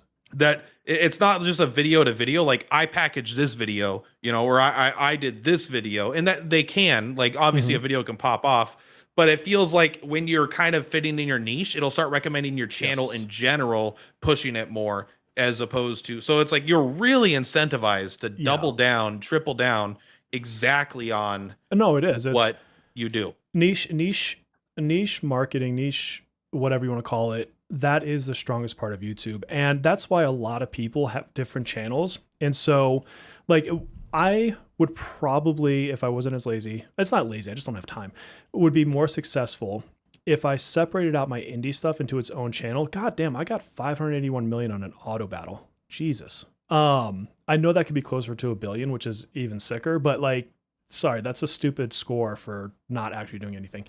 Um, but if I took my indie stuff and created Bear's Indie channel, the algorithm would understand that I'm only looking at indie games, and it would have an easier way of pushing me out because it understands what I'm doing. My channel, I can guarantee you it's flagged me for gacha content and it's flagged me for guides. And so it's like, oh, a gacha guide, I'm going to send you out there. Like it understands that. And like, if you look at a lot of big streamers, they have clips channels, they have VOD channels, they have their core channel, they have a separate Twitch just for variety streaming. Now, if I was full-time, maybe I'd think about that. I'm not even trying to touch that with the amount of time I have in life. But Yeah. Oh, I'm going to fill this other one because this one is going to be fanfare and I have to borrow Violet and do her rotation. So I'm just going to watch this not know how to do auto battle. Sorry, go ahead. I'm just realizing what this I was going to say, I was just surprised to see the channel start to move a little bit more than it was. Like it's like it's weird, but it's like, why did a SMT video get a comment right after I did a Sword of Convallaria video? And it's like, it's just because I don't know. I think YouTube perceives this as like, oh, this is kind of this channel starting back up again. Let's start. Because when I was doing videos, like I did a Final Fantasy 12 video or something, and like a video for this and that kind of thing, and it's like those videos didn't do very well, and then nothing kind of happened. But these videos did decently well, and like YouTube like picked up on it and started pushing other stuff as well. Like you might like this, you might like that. So. Yeah, That's nice. You know, it's an interesting way to. It just shows how YouTube Extra is really incentivize people to not be variety. And if you're even if you're variety, you're not variety. Your niche is the new game. You know, it's like variety is whatever you want whenever you want, and really what it is like YouTube just puts it in a niche of, or not a niche, but like in the category of like, oh, the newest release or the newest shooter. Or, you know, shoot, like there's always a bucket that you're in, and you can make that bucket bigger, but it's never truly like just whatever you want. A guy that plays every action game suddenly starts playing, you know, I don't know, Fire Emblem. Their videos might tank, you know, like, and they might like really hurt their channel. So you're always in some bucket that YouTube wants to keep you in. Oh yeah, which is another reason that it may not be worth being a content creator if you want to have full freedom. You know? Yeah, well, that's why like.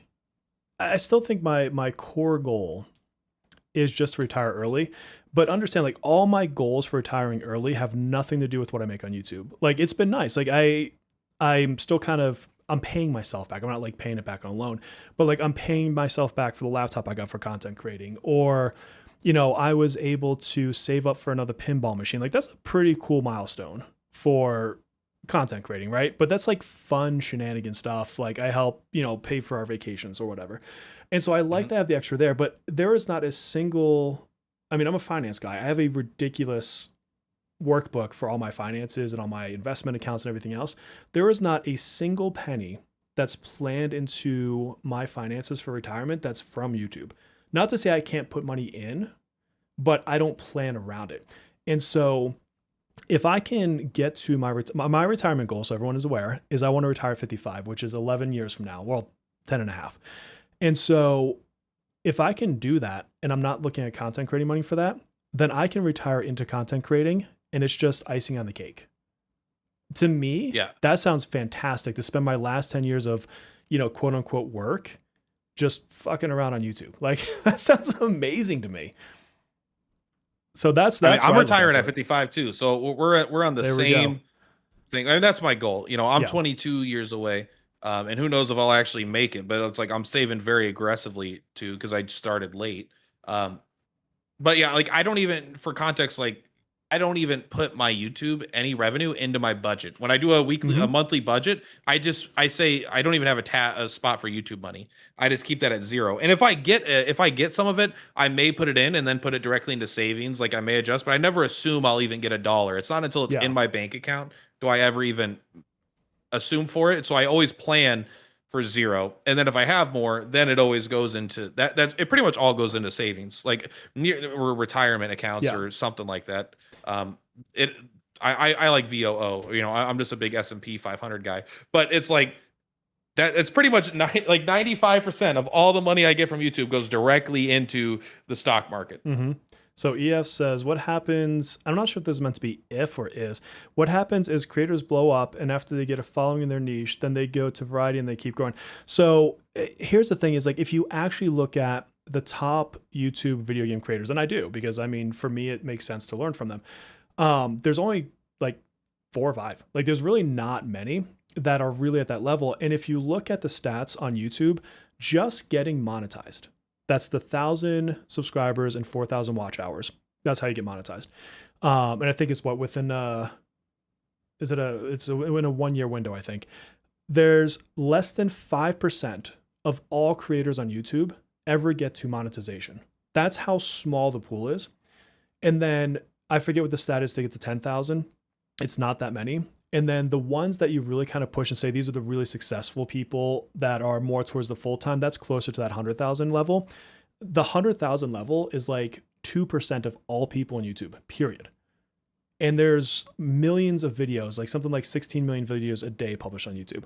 And so just getting to those levels is so incredibly minor. So then you take from that and you say, okay, well, a creator who was niche that then went variety, and you could probably name those on one hand, period. Like, what do you got? Because you've got PewDiePie wasn't really variety, not really. He did a little bit of branching. You've got Dan's Gaming.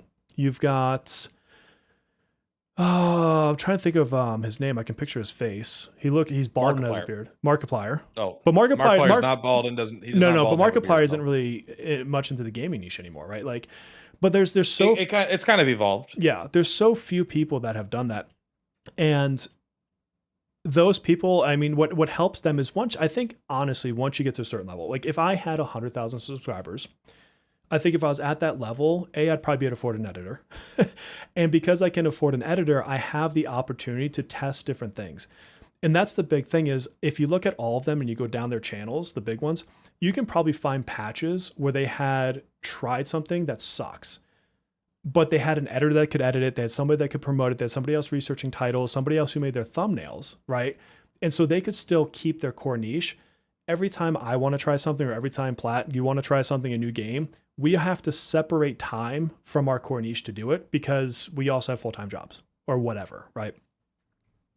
And I also think that if you look at someone you would call a variety person, that there may not be as variety as what you perceive. Oh, they're all Like, FPSs, yeah. well, it's like if you look at what's it called, Retromation or something like that, I think is his name, Retro. But it's like everything, you know, it's like yeah, he plays a different game like every single day, but they're all like indie roguelites. You know, it's Yes, like yes. they're all in the indie roguelite thing. You look at like a Deadly Slob. He plays like he's kind of an indie guy now, or like a variety guy now, but it's really like Arc Raiders, Tarkov. You know, it's extraction shooters a lot of times, and maybe like even like Maximilian Dude. Maximilian Dude's one Oh, of I the love biggest him. in the But he's whole all fighting space. games. And he's a variety streamer, but it's still like an 80-20 fighting game to not fighting game thing. When it's not fighting Maybe games, it's basically changed Final over time. Fantasy. Yeah, exactly. When it's not fighting games, it's basically Final Fantasy. Yeah. And so even these guys that are variety aren't as variety as you would think. Different games doesn't necessarily mean variety. You're still in the bucket. It's just the bucket, instead of being Street Fighter, the bucket is fighting games. Like it's a bigger bucket, but it's still not really like a true variety. And there are some true variety. They just play whatever. Maybe Co Carnage is a good example of that. He is. Where there are some people that just play literally anything that crosses their thing that interests them, but that's a niche even within the variety niche. But here's the thing: is those that are true niche like that, or not niche like that, that are more that are true variety type, they're almost predominantly streamer based. They're Yeah. not creating, they have long form content. They are not as dedicated to long form content like you and I. Like we will sit down and make guides, right? Specific guides. They will have long form content that is mostly cut from their VODs. They're not separating and making long form content exclusively. They might do a lot of short content, but I think the Twitch streaming or the Kick streaming or whatever lets you be variety after you've been discovered. But I will also argue that, and how am I top 7% on that Violet run? I'm sorry, like that run was ass. It was again on auto, but I think that platforms are not really friendly to people starting streaming now. Like I think that that ship has sailed. And you have to cross platform. So if you want to be big on Twitch, I think you have to have a YouTube channel. You have to have people driving you from YouTube to Twitch, or a TikTok or some other platforms or multiple platforms that say, hey, go find me on Twitch. If you like, I'll test it. I'll do it sometime this or next week. I have a Twitch channel. I will spin up a channel. I'll spin up a live stream. I won't tell anyone about it. And let's see if anybody finds me. And maybe a couple of you will be cheeky and will keep an eye out, because a couple of you I know happen to follow me on Twitch.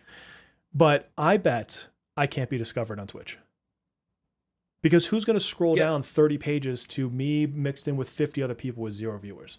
Fucking no. Well, and not to mention, especially if you have like no camera, right? Like, yeah. No, I'll camera, turn my camera off. No camera is hard mode. Yeah. Like there are some people that could do it, but it's almost entirely YouTube. And they almost like, even Northern Lion, one of my probably my favorite YouTube content creator. He's been doing camera for years now, but it's because like it helps reach more, because it's inherently more engaging. So it's like, yeah, it's tough. It's really tough. Like that's why it's like, yeah, I sometimes release videos that get like 100 views or 200 views, even though I have 20,000 subs. And at the end of the day, it's like, I care because I want the videos to do well, but like, I feel so effing privileged to even have made it this far. And to be fair, it's like, yeah, it's because I've been doing it 12 years. Like Bear, you're like slingshotting. Like it took me 8 years to get to where you got in a year, you know, at least 8 years. And you're probably I don't even know what your subs are at, but your views are probably better than mine. So it's like the point is, it's like there are those of us, there are people that are talented and are Mr. Beast, and they study it and they play the game, where they're not making videos, they're making things to go viral. And even if they don't want to make that kind of content, they don't care. They just want to get the most views. And there are people that are really naturally good at it. And then there are also people that work really hard for a really long time and brute force their way in. But even then, it's still like not huge success. And then there's people that work really hard for a long time and don't even get a chance to do it. So yeah, no, it's true. And I mean, I will say that YouTube rewards not giving up. It is very much a platform built for people that are tenacious and that don't want to stop. And I think that's part of what I like about it, honestly, is like, you don't know when you're going to pop off, or if you're going to pop off. You may not. And like, I've seen people that have done it for 10 years and never hit monetization, right? And they just keep trying and keep trying. But it also does favor, to your point, people that will spend the time on the analytics. My wife has said it to me before, like, do you want to take a year off? Go to YouTube and see what happens. And if it wasn't for the fact that I feel the pressure, well, it's two things. One, I feel the pressure of I am the income for the family. And that's not like a misogynistic thing.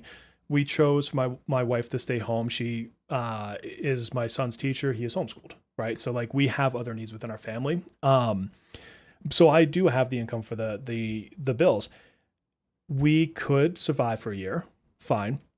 So there's a little bit of that. And then also just because of what my job actually is, I very much understand how bad the market is for job hunting right now. I literally study it on a near daily basis. And if I take a year off of work and my answer is, hey, I tried to do YouTube for a year, it's going to be so hard for me to get back in the workforce. Like that's not going to go well, right? So I would have to be successful. Now, do I think I could be? Maybe. I would probably have to triple down on gacha. Like I would probably have to triple down on gacha. Period. Like I don't think I could do it and branch out and be variety. Even if you're successful, you're unlikely to reach the level of success that you have in your 9 to 5. You know, absolutely, especially when you value in like healthcare and all the other like retirement matching. Like People undervalue some of those extra pieces of comp all the time. They're massive. They're Yeah. actually they're in fact people underestimate it so much that it's like 90% of retirement savings is just what people like put into their 401k and is like mostly Mhm. company matched. You know, it's like Yeah. most of what people end up having at retirement is actually just their 401ks Yeah. because people Yeah. don't save enough. Or like if you're paying, I think my insurance premium I pay right now is like $400 a month ish. Oh no, $400 a pay cycle for a family of five. Mhm. And I'm, well, I can't say because of work, but like let's just say that my percentage of what I pay versus what the company pays is significantly lower than what the good. I pay a lot less than the company does.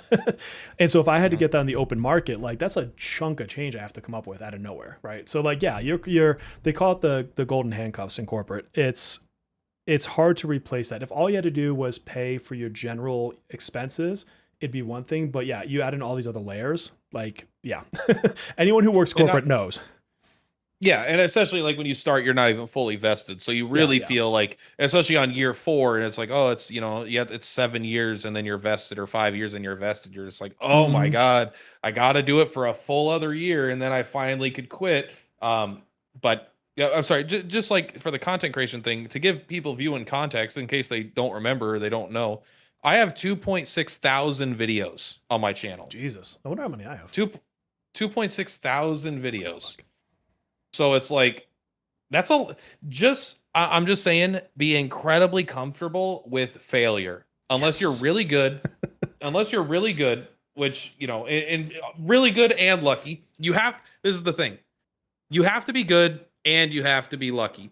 Like unless you're like, again, there are prodigies, but like most the prodigies are prodigies. We're talking about the rules, not the exceptions. Yeah, yeah, But yeah. like if you get really lucky, but your videos suck, then you're probably not going to pop off. If your videos are really good, but no one sees them, they're probably not going to pop off. I've seen people fail. But if they both line up, that's when you can actually start getting some success. And the best way to maximize your luck is to show up every day, because then you get to roll as many dice as you want, man. You get to roll every day you release a video, it's a new dice you're rolling to pop off. And so, I'm trying to but figure out how be many comfortable. videos I have. I go to the YouTube channel. Like here, I can look it up for you. Okay, cool. 16-bit It's terrible. I bear. don't know. It don't worry, it ain't nothing. You have 638. So Jesus. I have quadruple your videos. It's still crazy to me to think that I have over 500 videos. Like there's been weeks where I've done 6 videos, and there's weeks where I've done like 1 or none just because of whatever. It does count shorts, I think, as well. Well, I guess you don't have that many shorts. I though. have like a handful. Like most of my shorts are sponsors. What's crazy to me? This is always crazy to me. All the sponsors I talk to, I would say 85% of the requests are shorts. And I'm like, I'm not a shorts channel. And like my shorts, except for a couple, like my one on Hugo for Chaos Zero Nightwear popped off for some reason. But aside from like that one, most of my shorts don't pop off. But that's just where the market is for sponsors. They want shorts. And my favorite one, so I'm going to let you guys into a little background. So you probably, or maybe you did, maybe you didn't see my short for Dragon Traveler. So I picked that one up. It was a fun short. It's a Gooner game, 100% a Gooner game. Yep. I was not allowed to show chests and legs, and this came directly from the company. This was not like a third-party contract. They, because of the way Google Ads works, would not, like I had 3 different edits on that because I had 2, like they were measuring how much it came down on the breasts. I shit you not. And they're like, we need you to clip or crop up like this much. And they were like at from seconds 45 to 48. They literally like timestamped me. And I'm like, that's the fun. Yeah, that was a fully scripted one. I had to submit that script and have it approved by their company. And so I just, it baffled me. Like they make their money on selling Gooner whatever. And I wasn't allowed to show any of it. I'm like, how does this work? But it was a good paycheck. Sometimes these sponsors they do have the weirdest things. Like when I work with VV, or I don't know who that is, but yeah, it doesn't matter. Someone named VV. But the point is, I work with a sponsorship for Mekarushi, and it was like you need to show specifically the scene transition here, Yeah. but then you need to turn off animation so people don't think it's slow combat. I'm like, oh my God, okay, we'll get all this stuff done. Yeah. Some of those are a pain. Like some of my sponsors that I've worked with, like you guys obviously know I'm sponsored by Sega. God, I hope they pay me for Persona at some point soon. But like on their shorts, I have 100% creative control. I mean, you still have conditions you have to meet. Like I can't be like, I hate this government. Like there's things you don't do, right? But aside from that, like I could literally go in there and be like, I don't like this game. Like I'm actually not contracted to say I even like it in most cases. And so like those I love to do because it's like I get to just do it my way. And I send them a link and they're like, cool, you did it. Like that's the extent of our interaction. Those are so do you want to hear my conspiracy theory about why I think companies want shorts so much? Especially in the gotcha, especially like in the gotcha space. Yeah. So I think that they're so eager to sign up for doing shorts for I don't know. All right. But I think it's because one, shorts are easier to naturally pop off. Like they'll just randomly get more views because they'll just end up in people's feeds. But I also think it is cheaper and it is much easier to hide if they decide to bot it for views, because shorts naturally get a very low engagement amount to like likes and comments. Like videos have like a kind of range that they fall in. It's very easy to see when a YouTube video is botted. It's not easy to see when a YouTube shorts is botted because not a lot of people comment on shorts. They watch it, they scroll past it, you know? Yeah. And I bet that it's just also cheaper from like these sites that sell these things to boost shorts in general. Yeah. And I will say I have done sponsored content in the past with more than one thing where they have then botted my video. I don't know if they have. All right. This is allegedly. Someone has botted the video after it came out. And I'm like, so that's why I think that if they do it with shorts, it's easier to hide and it's cheaper. That's my guess. It's not unusual to see 1 million views on a short. It's unusual to see 1 million views on a video. Like just if I look at my videos by views, all right. Again, it's not bragging because this has been a long time. All right. But all right, let's go. The Expedition 33. It says I made $800 off this video. All right. $1,800. Sorry. Jesus. Nice. $1,800 of the video. I don't even know where that money went or came. It's in the stock market. And then then this video, $774, $500, $600 for these videos with a ton of views. And then this one that has my second most views on the channel, $1.17. You know, it's like $1.17 on this channel because like if you just look at it, it just botted the hell. It's like it went from having 489 views to 260,000 views in like 2 hours. Yeah. Or in like 2 days or something. And it's like YouTube knows that, and they don't pay you for that. But it just like, I don't know. So that's my conspiracy theory. I think companies are getting more comfortable botting their sponsored content. You saw it because Titanium Legman had a video on was it Langrisser's new gotcha that they announced? Yeah. And I never even looked at it, but he caught the stats on it, and it had, what was it, like 1 million views on a channel that has like 30,000 subscribers, and it had like 300 comments. And then he compared that to some other game. I will play Langrisser Sea of Sword. I want to continue to be sponsored by them. Please continue to sponsor me, and I'm on your good side. I will shill for you. Those videos are botted, bro. 100%. Their 2 videos are botted. It's impossible. 2.3 million views. It has twice the views of Fire Emblem, and this is a mobile gotcha game. Yeah. It just like they went too hard. They went too hard. I don't know if they did it. Again, like you don't know the source. Of course, it's natural to assume the person that would benefit from it would bot it. Maybe it's some rich guy in Saudi Arabia who fucking loves Langrisser and wants everyone to see it that bought it against their will. Who knows? We don't actually know. All right. But the point is 2,000 subs on the channel, 2.3 million views with 193 comments and 484 updates. It's botted. That's botted. 100%. I don't ever want to be botted because you can actually get in trouble with YouTube with that, and it's like there's not a win there, at least not for me. I don't think there is. Look at I won't call it names. All right, and I won't call out specific companies, but like I have worked with, I have, we have some friends that are content creators. Hmm. Not like I'm not really friends with Vulcan. I like Vulcan, but it's like he's doing his thing. But Yeah. it's like I've worked with, I've talked to other content creators that they're like, hey, we both got sponsored for this. Is yours video look botted? Because mine looks botted. And so it's like I've seen like this person's views have been botted, my views have been botted, this other person views have been botted Hmm. for like specific games and specific sponsored content. And I would like that to stop because it's not cool. I don't want to Yeah. get in trouble. It doesn't have any benefit to me in the sense that people then will look at that and say, hey, he's botting his views. They'll also take a look and see that it's like, I don't know. It's like there's no positive Yeah. really, other than the view number look big. I don't even get paid for it. I don't even get money for the bots. Yeah. So it's like, yeah, I don't. If you want to bot my streams to make me pretend to look popular, I'm okay with that, I guess. But the YouTube videos stop. I might actually be able to beat this shark this week. My auto battle is not doing terrible. So completely different, unrelated topic, but summer's coming up, and I feel like this summer, up until the point that you get to GTA 6, which I could give a shit less about, unless they want to sponsor me, and then I care about it a lot. Aside from that game, dude, this summer's looking amazing. Give me like your top three. What are your top three coming up? I guess we'll go in chronological order. Okay. So everyone knows I'm going to cover the shit out of Langris or Sea of Sword, and I'm going to cover the shit out of Suicode and Starleap. Whenever those come out, I don't know. I those games I'll cover. Those are the gotcha games. As far as besides that, in order, the next 5 games I'm going to be covering. Entropy is the guys that made Dread Delusion. They're making an I do not know RPG. this one.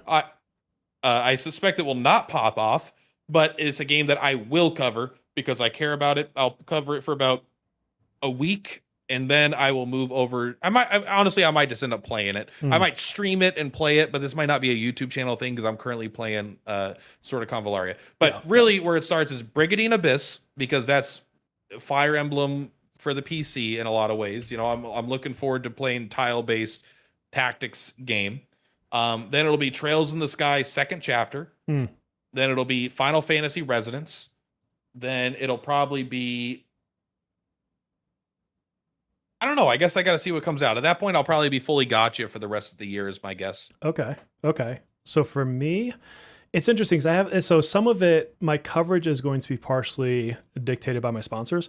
And so, well, not sponsors, but okay, there's a difference between being an official content creator for somebody and being sponsored by somebody, just so you guys know.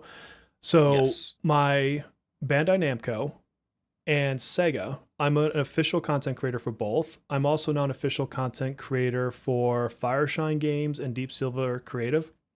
And so they don't pay me. I get no cash for them, at least I haven't to this point. But a lot of times what happens is they'll give you the game. So like with Bandai Namco, you can apply to do a review and they take so many people to review.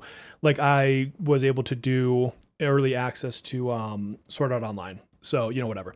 So some of my commitments are like, if they're going to do that for me, then I'll cover their game. Then you have the sponsors that pay for you, which is a whole different thing, right? So like GameSite usually manages that. So Bandai Namco, I've got Blood of the Dawnwalker coming up. I have applied for review key. They haven't done the acceptance or denials just yet.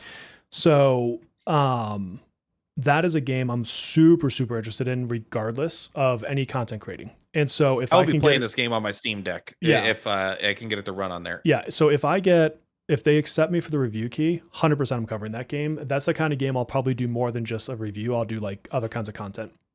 And then with whatchamacallit, God, I just forgot their name. Deep Silver Creator or Deep Silver. They're the ones that do Dawn of War 4. So same thing. If I can get a review copy of that one, 100% I'm going to do it. Because the reason I put that in my 3 for this video I just did is because I really like Dawn of War. I've been painting the figures and everything. You guys saw the tweet. Like I met Per Platypus at a Warhammer store. Like it is what it is. And so that one's up there. But if I don't get a review key for that one, I will likely do Star Wars instead. Star Wars is my other big one right in that window. I'm hoping if we get the Dawn of War, I didn't. They already rejected me, but I'm hoping if we could do some maybe PvP on the podcast Yeah. or something. Yeah, Platt and Um, I were talking about that earlier today, and hopefully you guys would enjoy that. But like, you always see me playing a game in the background. But if we're both on Dawn of War, if nothing else, just for the podcast, like just him and I PvPing each other and seeing who can keep their concentration while talking, I think like that's a whole different kind of challenge right there. And I'll be playing this a lot with my other buddy because we love Dawn of War 3, even though everyone else hated it, but this is exactly my kind of RTS. Yeah, I'm super hyped for that one. So yeah, so I'm gonna go. So I'll start with probably Star Wars in terms of like, because that's the end of this month. Star Wars, and I'll either have to pivot off it very quickly for Dawn of War 4 or not. Just depends if I get a key. But also Blood of the Dawnwalker, I think is September 5th or 7th or something like that. So I think it's the soonest one, actually. I think that yeah, the second. It's the second. Okay, so yeah, so the problem I run into here is if I'm committed to Blood of the Dawnwalker, I may not be able to do much for Star Wars. But I'm also not part of the creator, so that one's a game I have to buy regardless, which I will buy because that game looks freaking phenomenal. It's XCOM Star Wars, I can't lose. So it's yeah, go ahead. So I was going to say it's very unfortunate that two tile-based strategy games are releasing on the same day with Brigadine Abyss and Star Wars. And I like this is an example. I think I'll like Star Wars more, but I have to play Brigadine Abyss because I think it's closer to the Unicorn Overlord vibe. And I think my audience between Langrisser, between Unicorn Overlord, I think it'll just perform way better on the channel. Langrisser looks like Unicorn Overlord without the gameplay of it. It looks like they copied the damn game, honestly. But either way, I'm happy because I actually love Unicorn Overlords. Overlords are aesthetic. I'm in. Please copy that game more. Yeah, so I'm definitely going to cover it just depends on the timing of those ones, but I think there's a high degree of likelihood it's going to be Blood of the Dawnwalker and Dawn of War 4 because chances are, unless I get rejected for my review keys, that this is going to be with my creator stuff, right? Coming off of that, I think that one of the next biggest games I want to cover is actually Emberville. They go into early access in October, and that's the one that COH Carnage is making. And everything I've seen, it's basically Stardew Valley combined with Diablo.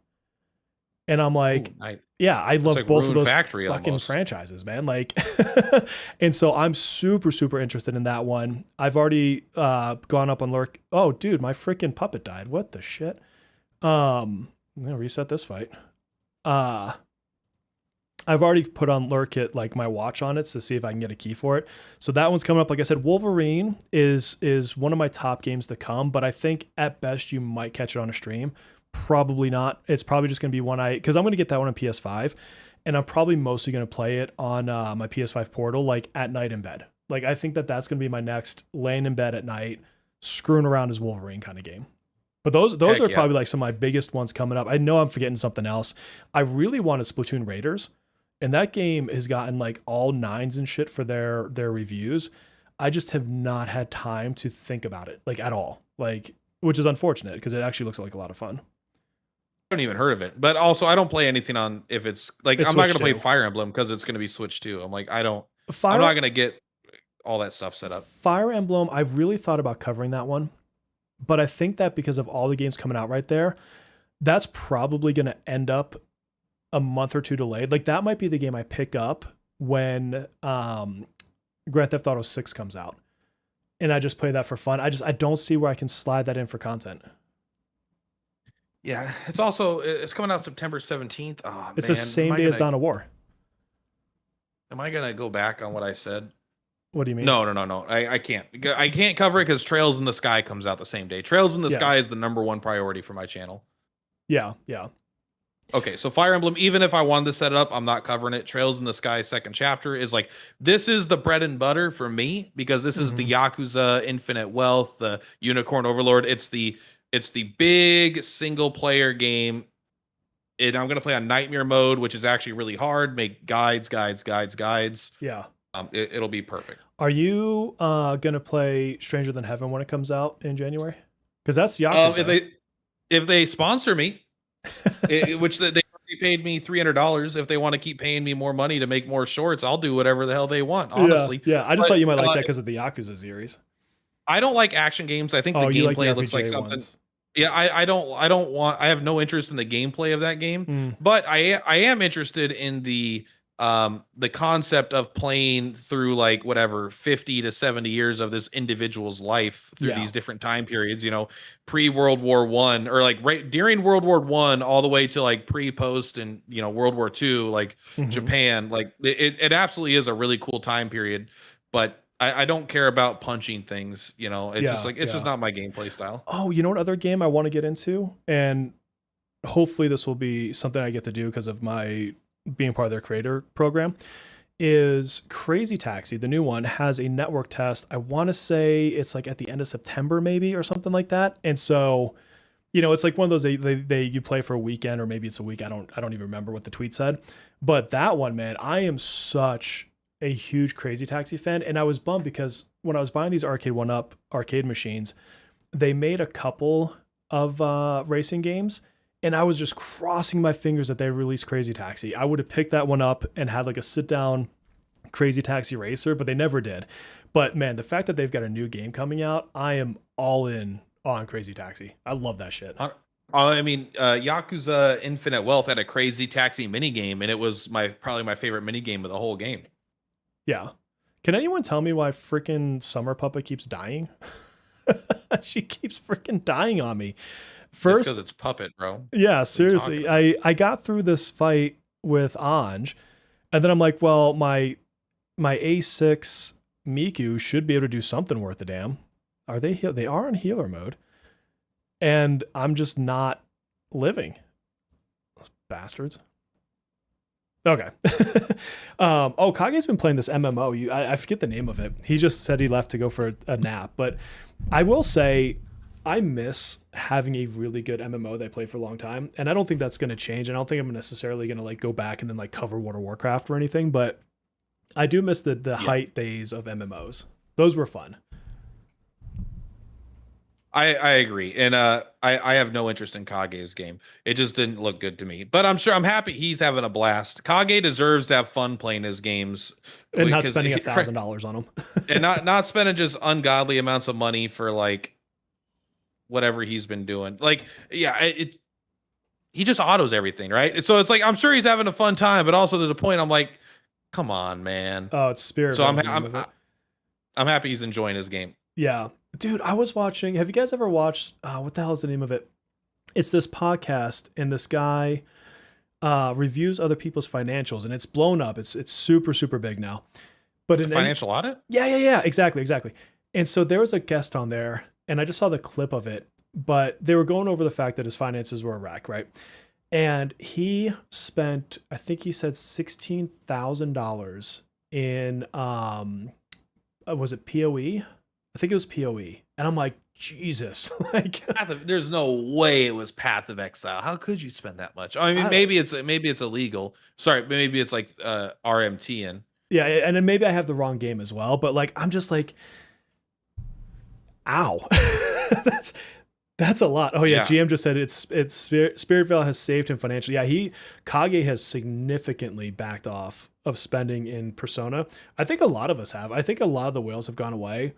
I mean, part of my backing off is just, like I said, I'm personally paying myself back for the laptop. And so I'm just kicking back to like, I borrowed it for myself, so I'm paying myself back.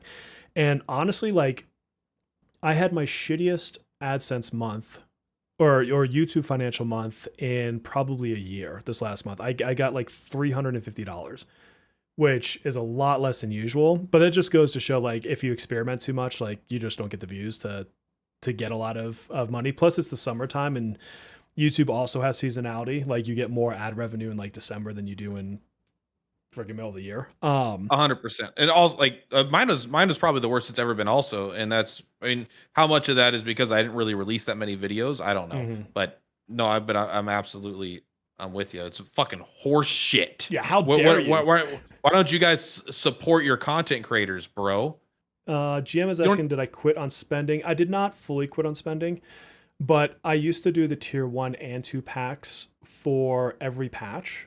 Now I do the $5 card thing, the monthly card thing. I do the battle pass, and then I do the tier 1 for the packs. And so like if I look at this last patch, I did a lot less streams. So yeah, because I've been traveling, Melissa. So yeah, a lot less streams. Although streams make me almost $0. Like streams, you don't really make money on streams unless you get super chats or gifts. There's like, what the fuck, Puppet? Jesus, stop dying. Sorry. But it's seriously, Puppet. Like, how are you? I'm like baffled how she's dying. I need to actually pay attention. How are the twins not doing enough healing? Um, I lost my train of thought. But no, the last time I spent somewhat big was during the Miku patches just to kind of bump up and get like the weapon pack, which I honestly regret doing. And that was just to kind of, I wanted to get the A6 Miku. But right now, like, I don't even know that I'll buy the packs on the next patch because I'm not pulling for Barry.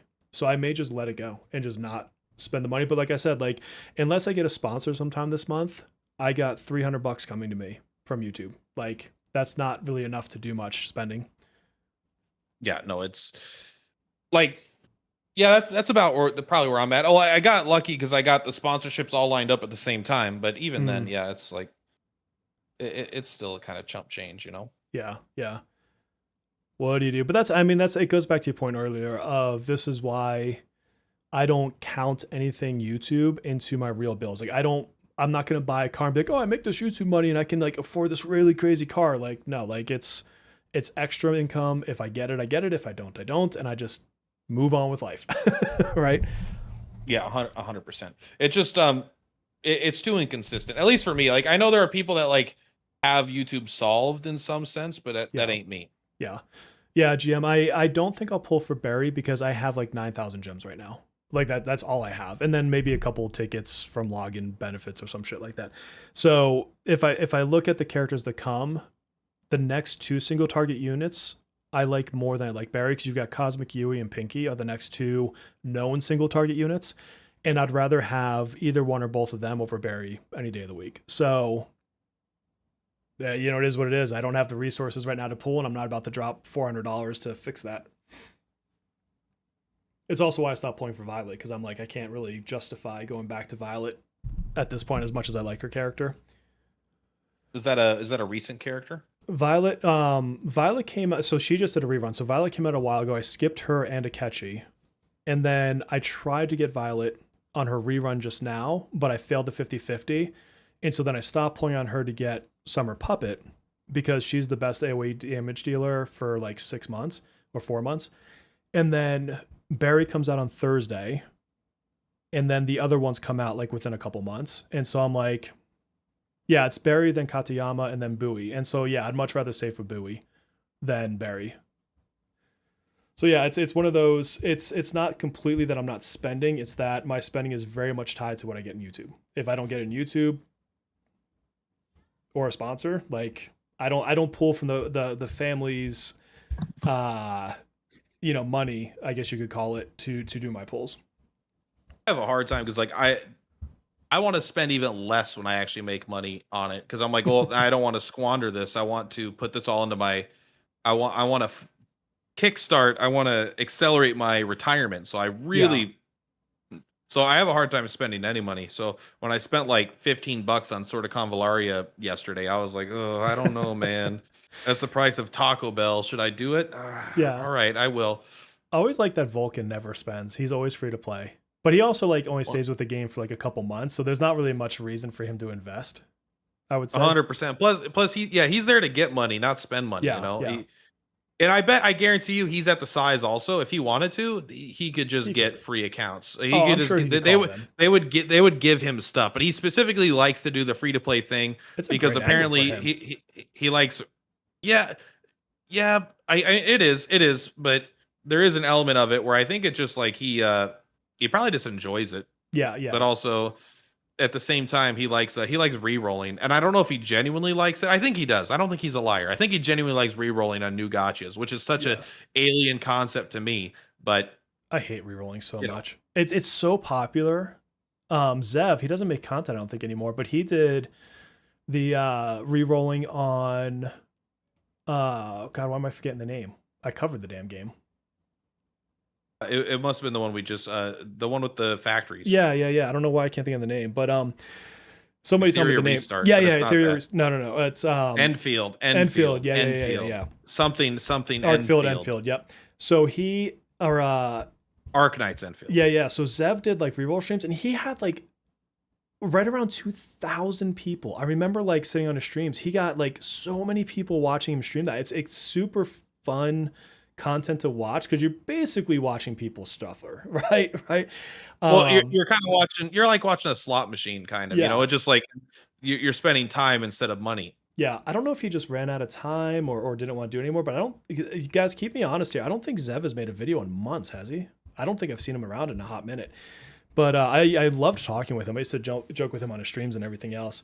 Yeah, the only way I think I would ever go crazy into a reroll stream like that is it would have to be like a really cool gacha game coming out, obviously a gacha game, on a franchise. Like if they made like a cyberpunk franchise and I could re-roll, you know, for the character I like the most or something like that, like that would be where I would half consider it.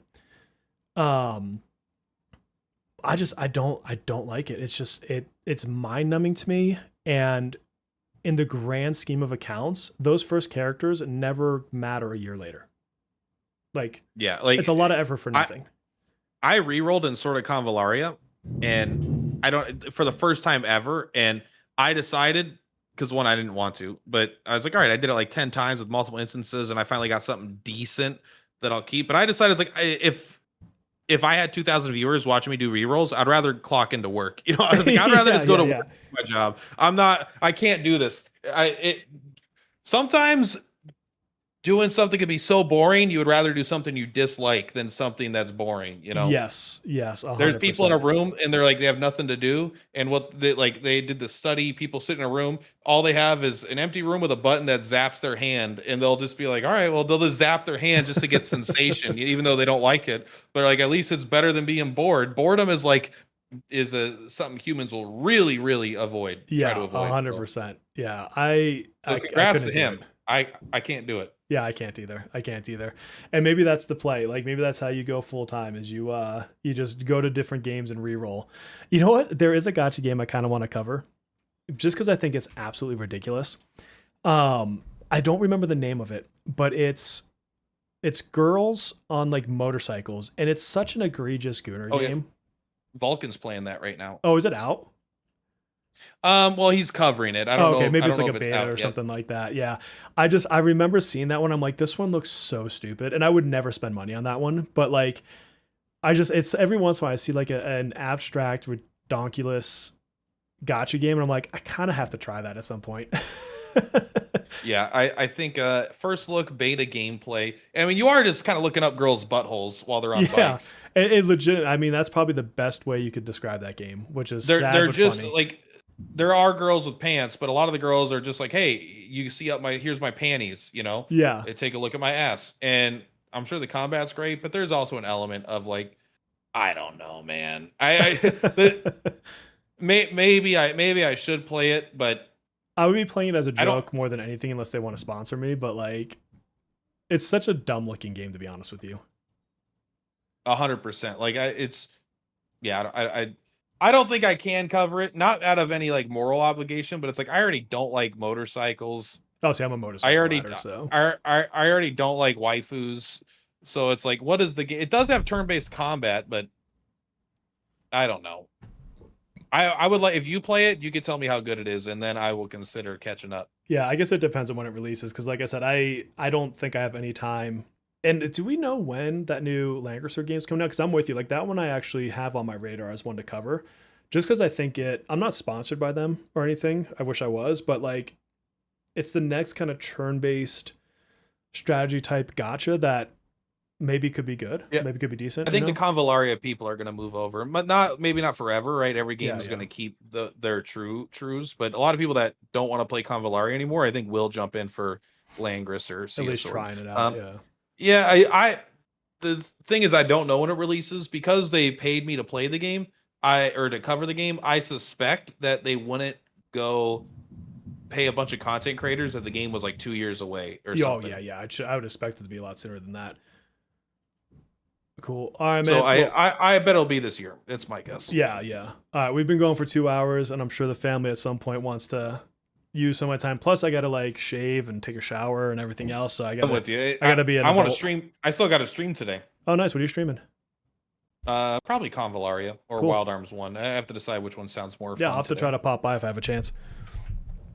Awesome. Well, everyone, thank you for hanging out with us. Platt, as always, let's if you want to sign us off here.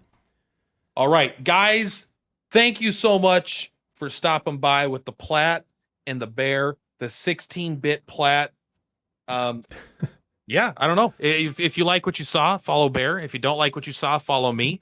And that way everyone has to follow, guys. Yeah, there we go. All right. Anyway, guys, much love per platypus and per bearipus or per platypuses, and we'll see you on the flip flops. Bye. Bye, everybody.